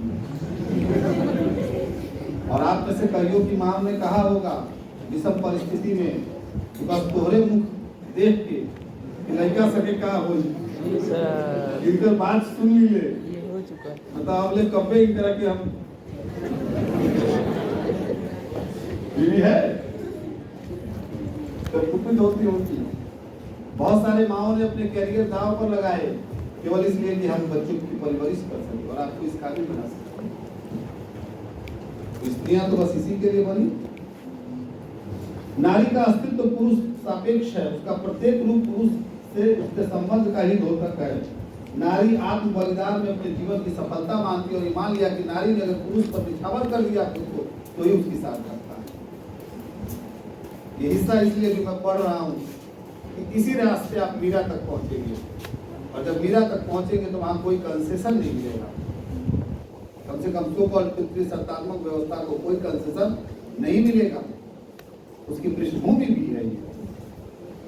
और बस एक पैरा पढ़ करके फिर कविता पर आता हूँ कि सामंती समाज में पुरुष और नारी के लिए प्रेम का भिन्न भिन्न अर्थ है। समाज अंततः क्या है, कैसा है? बराबर में बटा हुआ, अलग अलग बाइनरी में। और ठीक अर्थ में देखें तो अपनी पूरी तितली सत्तात्मकता में क्या है? सामंती है, फ्यूडल सिस्टम की तरह। निम्न वर्ग के में भी जो पुरुष है वो स्त्री पर हाथ चला सकता है, उच्च वर्ग में तो ये अधिकार की तरह। ये अलग बात है कि जब थप्पड़ आई थी ना, देखने के बाद रियलाइज हुआ होगा कि एक थप्पड़ कितने बड़े बवाल को जन्म दे सकते। जब आप किसी को दुनिया की सारी गालियां, उन गालियों में पुरुष कहाँ है और कितना है, जरा खोजिए, तलाश करिए। दुनिया की सारी गालियां लगभग स्त्री के दायरे में, स्त्री के आस-पास जाती है और कुल मिलाकर के स्त्री का शोषण करती है उस विभत्स और विद्रूप रूप में, जिसको सुनने से भी कान थर्रा जाते हैं। वो हमारे आम बोलचाल, हमारे दैनंदिनी का हिस्सा है। और कमाल की बात तो ये है कि स्त्रियां भी इसको अप्रिशिएट करती हैं, क्योंकि जब वो भी गाली देती हैं तो उन्होंने पुरुषों के समाज के लिए कोई गाली नहीं करी। उनकी गाली में भी स्त्रियों का समाज ही विद्रूप होता है। सोचिए जरा, क्यों होता है? क्योंकि ये पूरा का पूरा एक कॉन्सेप्ट है, पूरी की पूरी एक मेंटलिटी है, उस पूरे फ्यूडल सिस्टम की, उस पूरे पेट्रोनिक और जो सत्तात्मक व्यवस्था की, जो दिमाग में हजारों साल से धसा दी गई है और जिस पर कोई सवाल कभी खड़ा नहीं किया।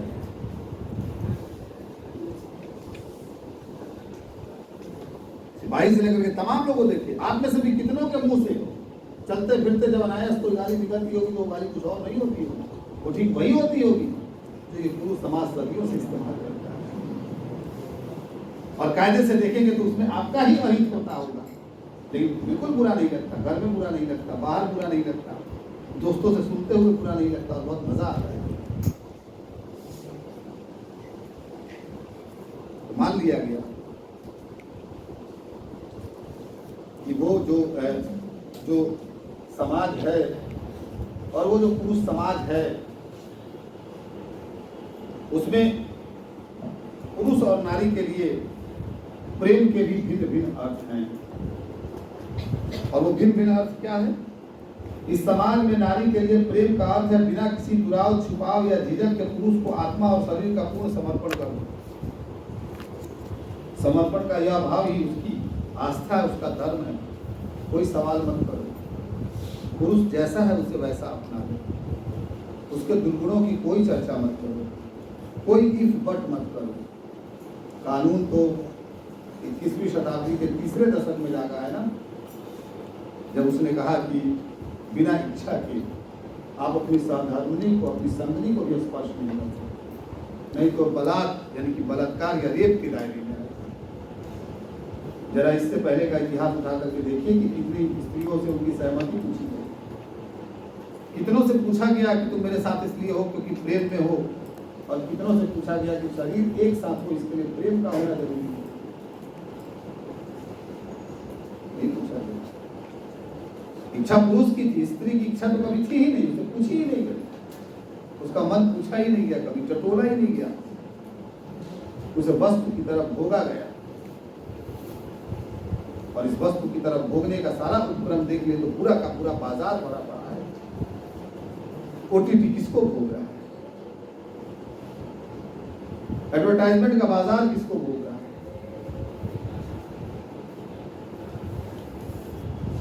देह का बाजार कितना बड़ा है? दुनिया के बाजार में उसकी क्या गति है, जरा देखिए।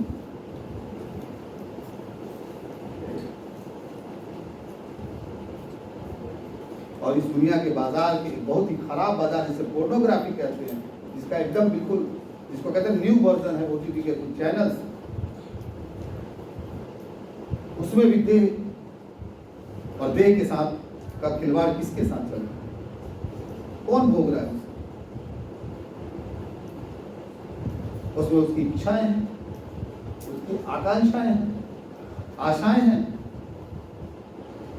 संबंधों को भी उसने बाजार बना करके रखा। हालांकि उसका एक सकारात्मक पक्ष भी है, इस बात से भी इनकार नहीं करना चाहिए कि इन सारे माध्यमों ने कम से कम इतना तो किया है कि स्त्री को भी शरीर के स्तर पर लगभग बराबर कर देता है। जिस स्त्री से कभी इच्छा नहीं पूछी जाती थी, जिससे नहीं पूछा जाता था कि उसका शरीर क्या है, कम से कम उस स्त्री ने अपने शरीर को समझने की कवायद तो शुरू की। तो प्रेम वही नहीं है, नारी के लिए प्रेम है कि समर्पित हो जाओ बस, और कुछ नहीं। अगर आप समर्पित नहीं है तो प्रेम नहीं। आप सवाल खड़े करते हैं तो प्रेम नहीं है। आप पुरुष के साथ है और पुरुष के साथ जा करके देह के स्तर पर अगर आप चाहते कि नहीं भाई सब कुछ है, प्रेम है, लेकिन देह के स्तर पर नहीं है, तो फिर सवाल खड़े हो जाएंगे कि फिर ये प्रेम नहीं है। समर्पण का यह भाव ही उसकी आस्था है, उसका धर्म है। पुरुष के लिए प्रेम का अर्थ है प्रेम की कामना और नारी के समर्पण का ग्रहण। जो प्रेम की कामना करे, अभिलाषा करे, और नारी उसे प्रेम करे और अपने को समर्पित करे। प्रेम में पुरुष केवल लेना चाहता है, नारी देना चाहती है। प्रेम में नारी का लक्ष्य है सर्वस्व समर्पण और पुरुष का लक्ष्य है सर्वस्व ग्रहण। यही समाज है, यही पुरुष और स्त्री की निर्मिति है, और यही जो है वो सारा का सारा पक्ष है जिसकी तरफ इशारा करते हैं मैनेजर पांडे। इसीलिए जब वो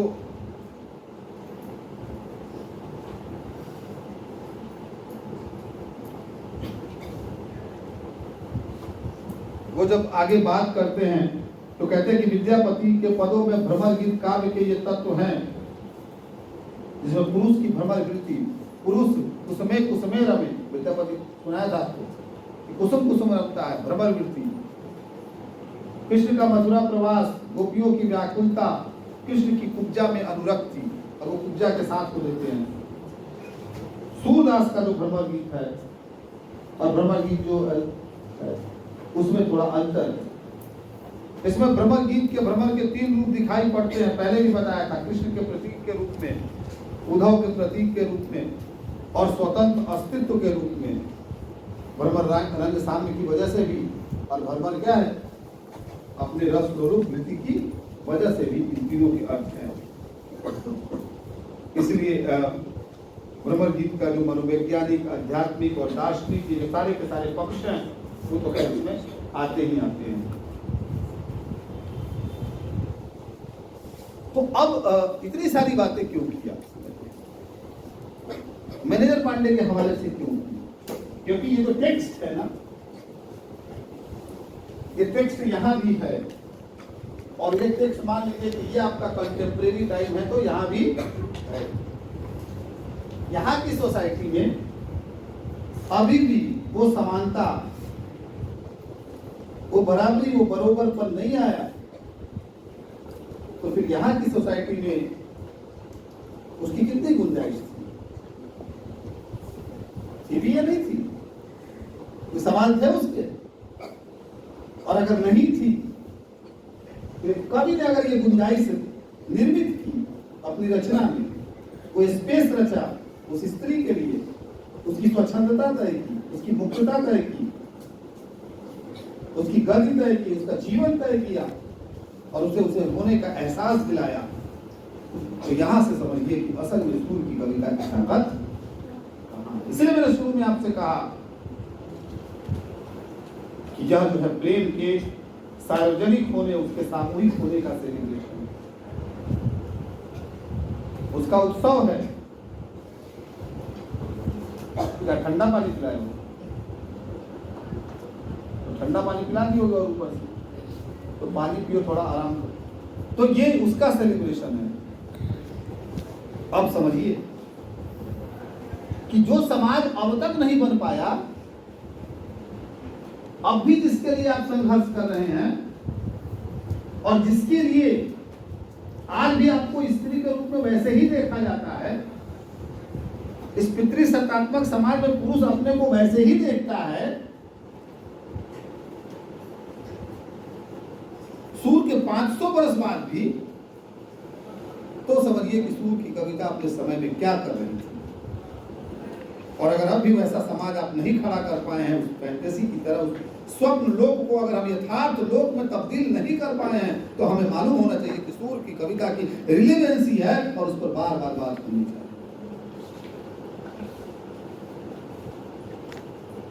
इसलिए सूर को पढ़ा जाना चाहिए, इसलिए सूर की कविता से गुजरना चाहिए, इसे देखना चाहिए। तो अब आइए फिर वापस चलते हैं आचार्य रामचंद्र शुक्ल की भूमिका। आप एक सवाल पूछ रहे थे, जवाब मिल गया? जब पूछना मिल गया ना, थोड़ा थोड़ा धैर्य रखेंगे तो बहुत सारे सवालों के जवाब मिलते चले जाएंगे। सवाल भी मैं हूँ, जवाब भी मैं हूँ, उस तरह वाली शैली में।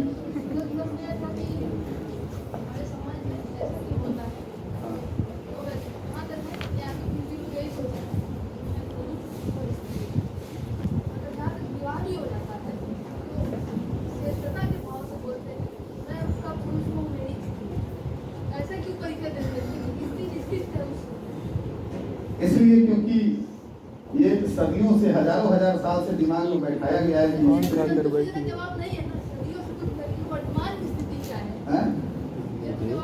यही जवाब है। जवाब इसलिए है क्योंकि आपके दिमाग में बैठाया गया है। अभी तो बता तो दिया कि जन्म से ही ऐसा होता है, और ये जन्म से बैठाने वाला कौन है? आपके घर के पिता भी, आपके घर की माँ भी है। समाज में व्यक्ति कहाँ से आता है? शिक्षित तो सबसे ज्यादा भ्रष्ट। माफ करिएगा, ये कहते हुए दुख हो रहा है, लेकिन शिक्षित हो जाना अव्वल मनुष्य हो जाने की, क्योंकि कई बार शिक्षित हम डिग्रियों के हवाले से होते हैं, लेकिन मनुष्यता या मानवीय गुणों के आधार पर हम शिक्षित नहीं करते। जो जितना शिक्षित है, कई बार वो उतने ही खाते में बटा हुआ दिखाई पड़ता है।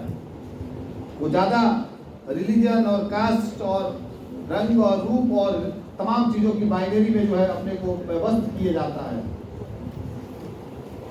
वो उतना ही ज्यादा जो है स्त्री के प्रति जो है शोषण का भाव रख सकता है।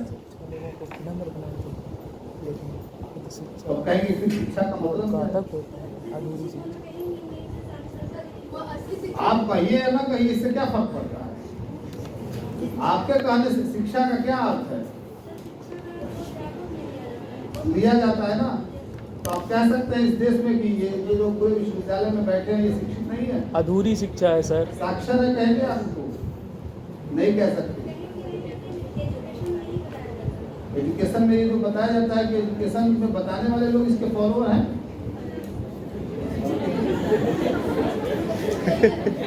मामला केवल यह है कि याद रखिए, बताया क्या जाता है, होता क्या जाता है, इससे नहीं। मामला इससे है कि जब तक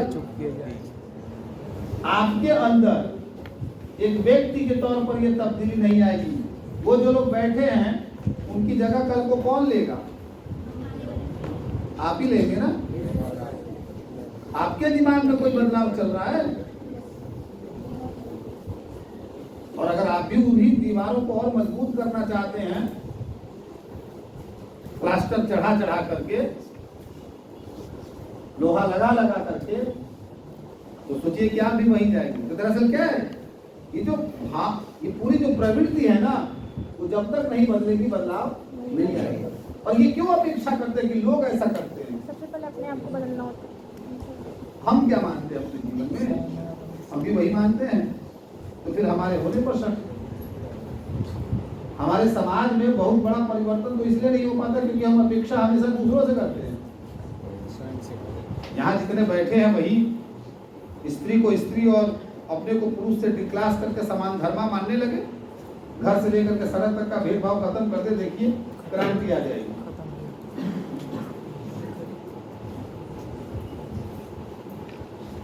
लेकिन क्रांतियों में दिए गए उद्देश्य तो बस उद्देश्य की तरह होते। कोरोना में कितने कस्में खाई, कोई याद है?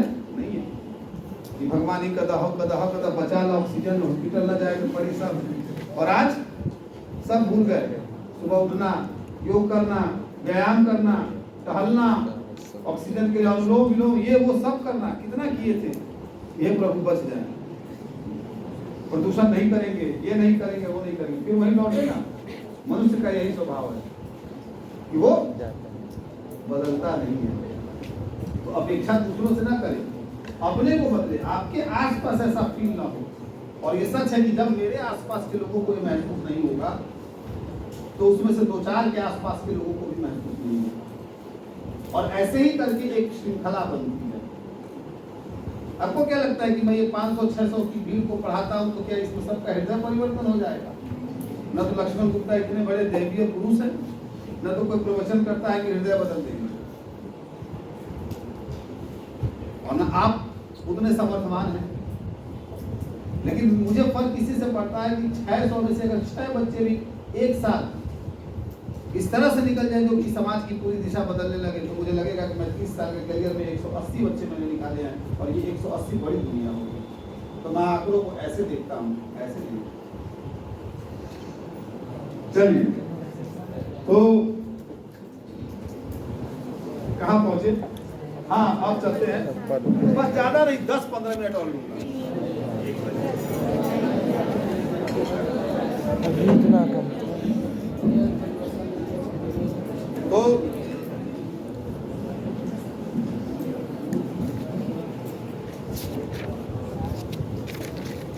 तो कहा कि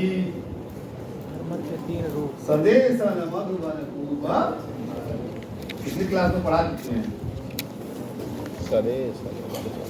और जो कोई पथिक उधर से होकर निकलता है उसे रोककर गोपियां अपना संदेशा कहने लगती है। किसी पथिक को देखती है कि जा रहा है मथुरा की तरफ, तो कहती है कि मथुरा जा रहे हो, अच्छा राजपथ जाओगे, थोड़ा ये संदेशा लेते जाना। उधर से पूछना कि हमने पूछा है, खैरियत पूछी है कि हमारे कान्हा कैसे हैं, जरा बता दें। अब कुछ दिनों के बाद पथिक बेचारे रास्ता ही छोड़ देते। गोपियां इतना ना, अब एक गोपी हो तब ना, एक राधा अकेले हो तब ना, सबके अपने अपने दुख थे, सबकी अपनी अपनी पीड़ा थी। अब पथिक से संदेश कहने का अगर आपको रेफरेंस जानना हो तो इसके लिए इसका एक दिलचस्प उदाहरण आपको एक कविता में मिलेगा, और वो है अब्दुल रहमान का संदेश रासम। अपभ्रंश और बनती हुई हिंदी में लिखा गया है, पुस्तक मेले में मिल जाएगा। हजारी प्रसाद द्विवेदी ने उसको संपादित किया और विश्वनाथ त्रिपाठी ने। प्रोसित पथिका एक पथिक से संदेश कहती है, उसका प्रिय जो है विदेश गया है कमाने और लौटा नहीं है, तो पथिक जब जाता रहता है तो रोकती और अपना संदेश कहती है। एक संदेश कहती है, तब तक वो चलने को होता है, फिर रोकती है, फिर कहती है जरा ये भी, फिर चलने को होता है, फिर कहती है। और इस बार बार कहने के क्रम में पूरा का पूरा काव्य रचा गया है। और इस काव्य का अंत होता है कि जब पथिक एकदम चल देता है तो देखती है कि उधर से उसका प्रिय आ रहा है। अब्दुल रहमान आदिकाल के कमाल के कवि हैं, कमाल के कवि मैं कह रहा हूँ। कवि संदेश रासक जीवन में मौका मिले तो पढ़ के देखिए। विरह का और अपने श्रृंगार का अद्भुत है, और केवल विरह श्रृंगार का नहीं, कवि होने के बोध का। तो उसी तरह से यहाँ भी है कि सूरदास संदेशन के डर पथिक न वामग जात जात वामग जात वामग जात। बेचारे पथिकों ने रास्ता छोड़ दिया, जाएंगे तो घेर के फिर संदेश सुनाने लगेंगे। संदेशन डर क्या है? पथिक न वामग जात।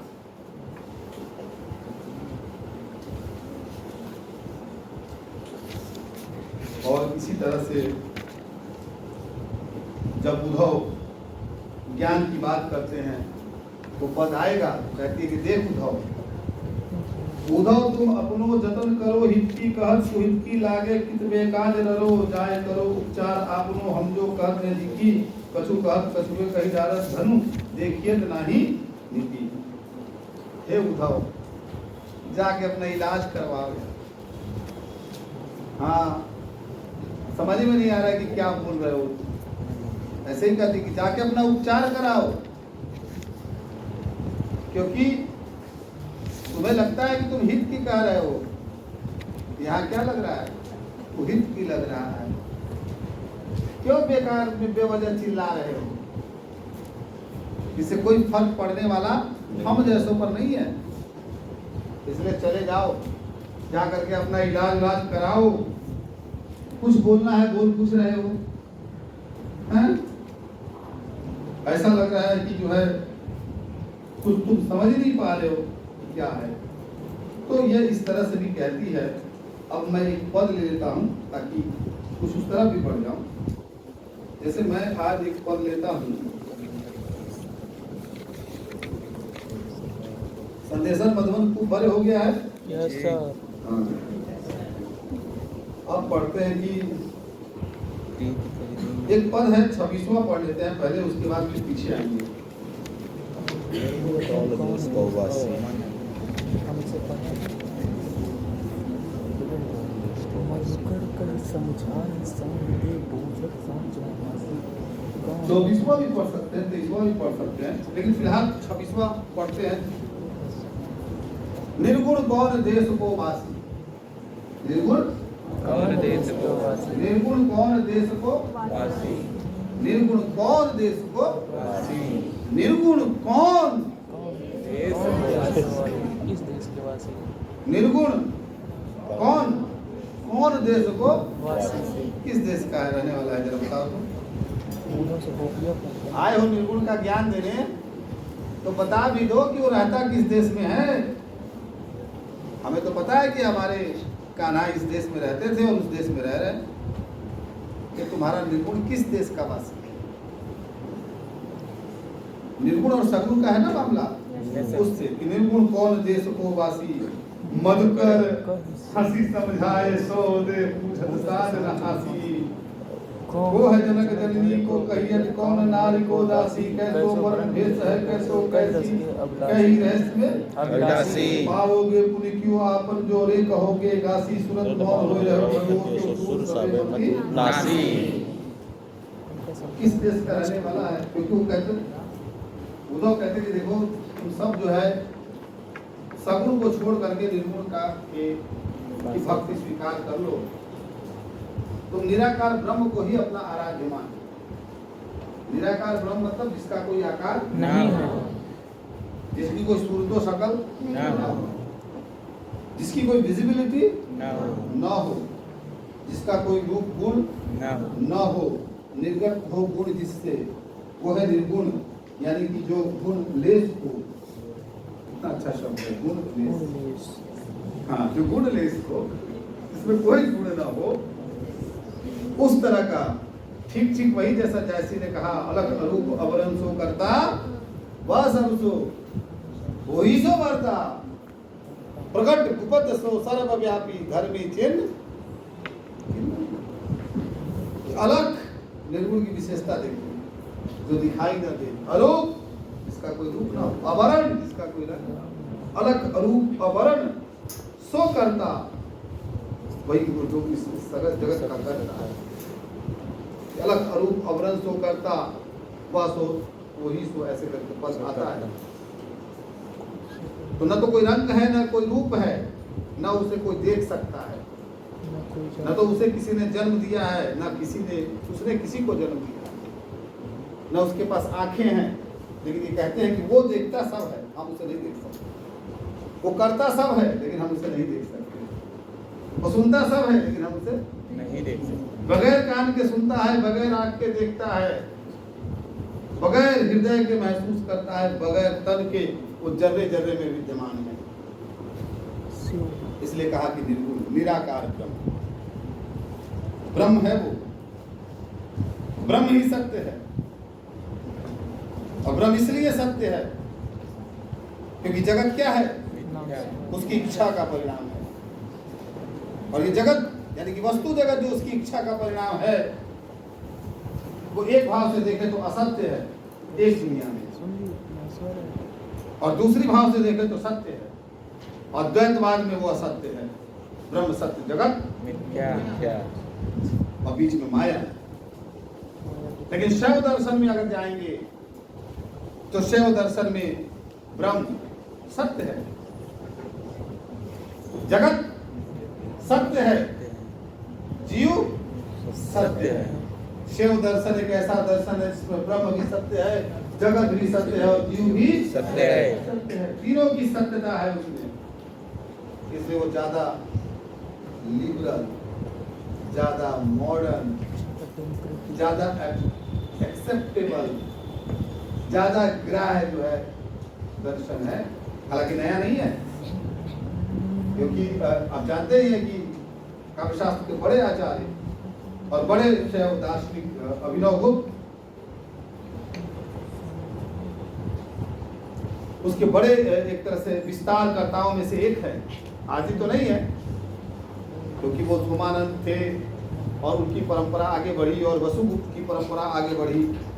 उत्पल गुप्त उनके दादा गुरु थे और अभिनव गुप्त के गुरु थे लक्ष्मण गुप्त। मैं नहीं, मतलब वो थे मनु। तो वो शैव दर्शन में है कि ब्रह्म भी सत्य है, जगत भी सत्य है और माया जीव भी सत्य है, लेकिन बाकी जगह नहीं है। तो वो जो कहा कि, लेकिन वो तो ऐसे नहीं कह रहे, वो इसलिए कह रहे कि देखो भाई निराकार निर्गुण है और वो ब्रह्म है, तो वो सृष्टि का रचयिता तो है, लेकिन उसे आप देख महसूस नहीं कर सकते। हर जर्रे में है, लेकिन आपकी आंखों से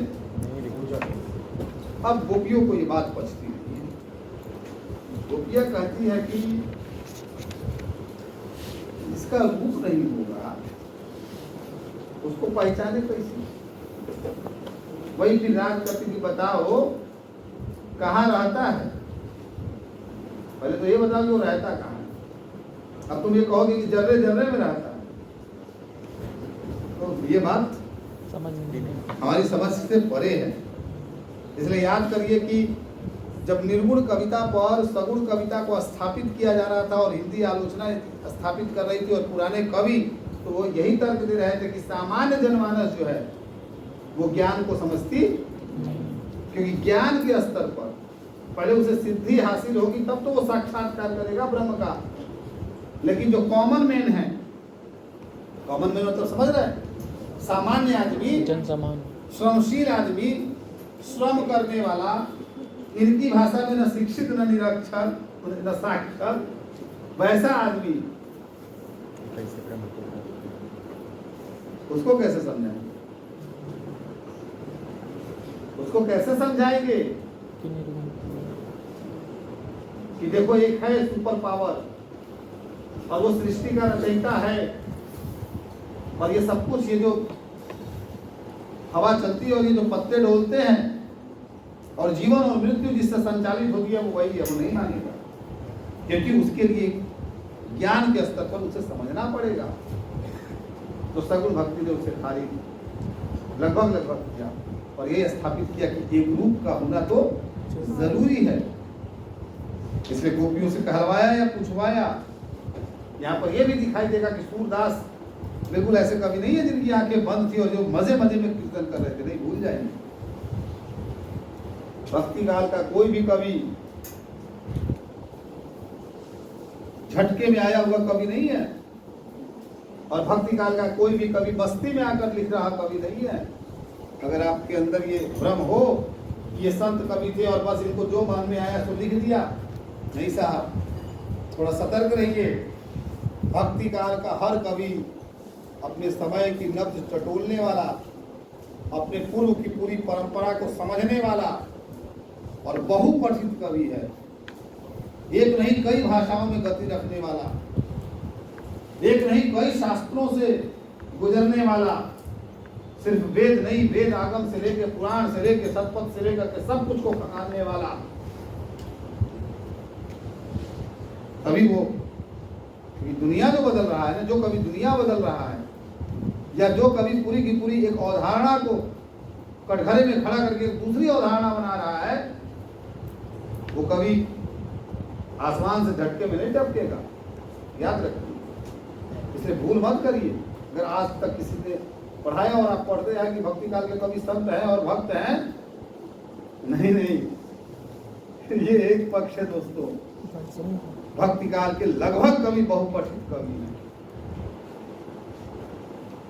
अध्ययन पिपासु, भले ये अध्ययन साक्षर होने की वजह से ना मिला हो, श्रवण परंपरा में मिला हो, श्रव्य परंपरा में मिला हो, लेकिन मिला है, और उसे आत्मसात करके अपने समय के साथ जोड़ते हुए उन्होंने अपनी कविता रखी। नहीं तो ये सुन जो कर रहे हैं कोई मामूली काम है, पर इसके बारे में जब आप आलोचना पढ़िएगा तो इतिहास बताएगा, और मुक्तिबोध चिल्ला के सवाल खड़े करेंगे और पूछेंगे कि सगुण भक्ति ने कैसे निर्गुण भक्ति की पूरी क्षमता को पूर्ण कर दिया, उसकी पूरी धार को पूर्ण कर दिया। तो ये बिल्कुल ऐसे ही झटके में किया गया काम नहीं है। तो ही पूछती है, अरे भाई बताओ किस देश में रहता है तुम्हारा जो है ये जो निर्गुण ब्रह्म। हाँ, मधुकर हंसी समझाए सौदे बूझत साच न हासी, को है जनक जननी को कहियत कौन नारी को दासी।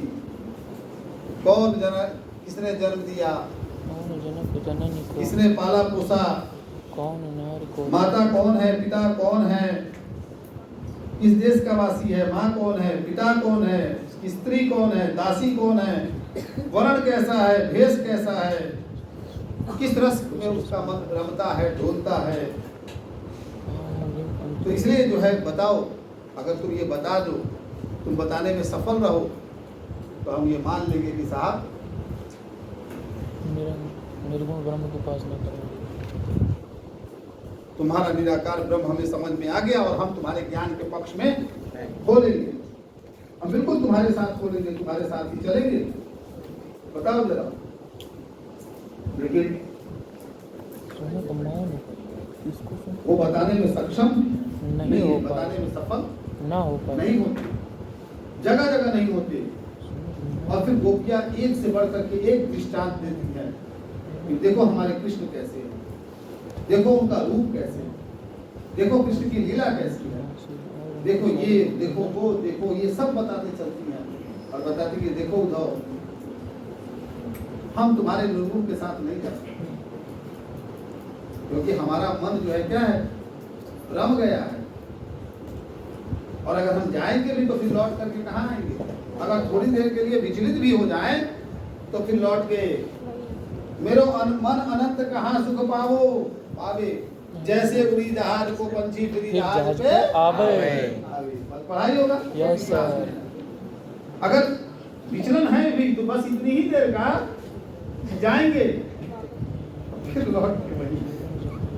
इसको बहुत खूबसूरत ढंग से एक आधुनिक कवित्री, एक शायरा ने, प्रवीण शाकिर ने कहा कि वो कहीं भी गया लौटा तो मेरे पास आया, बस यही एक बात अच्छी है मेरे हर घर, उसने खुशबू की तरह मेरी